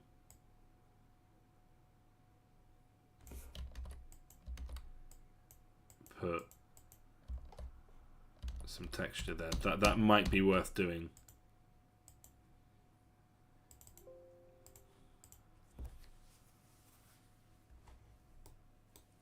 But that does look like a tavern to me.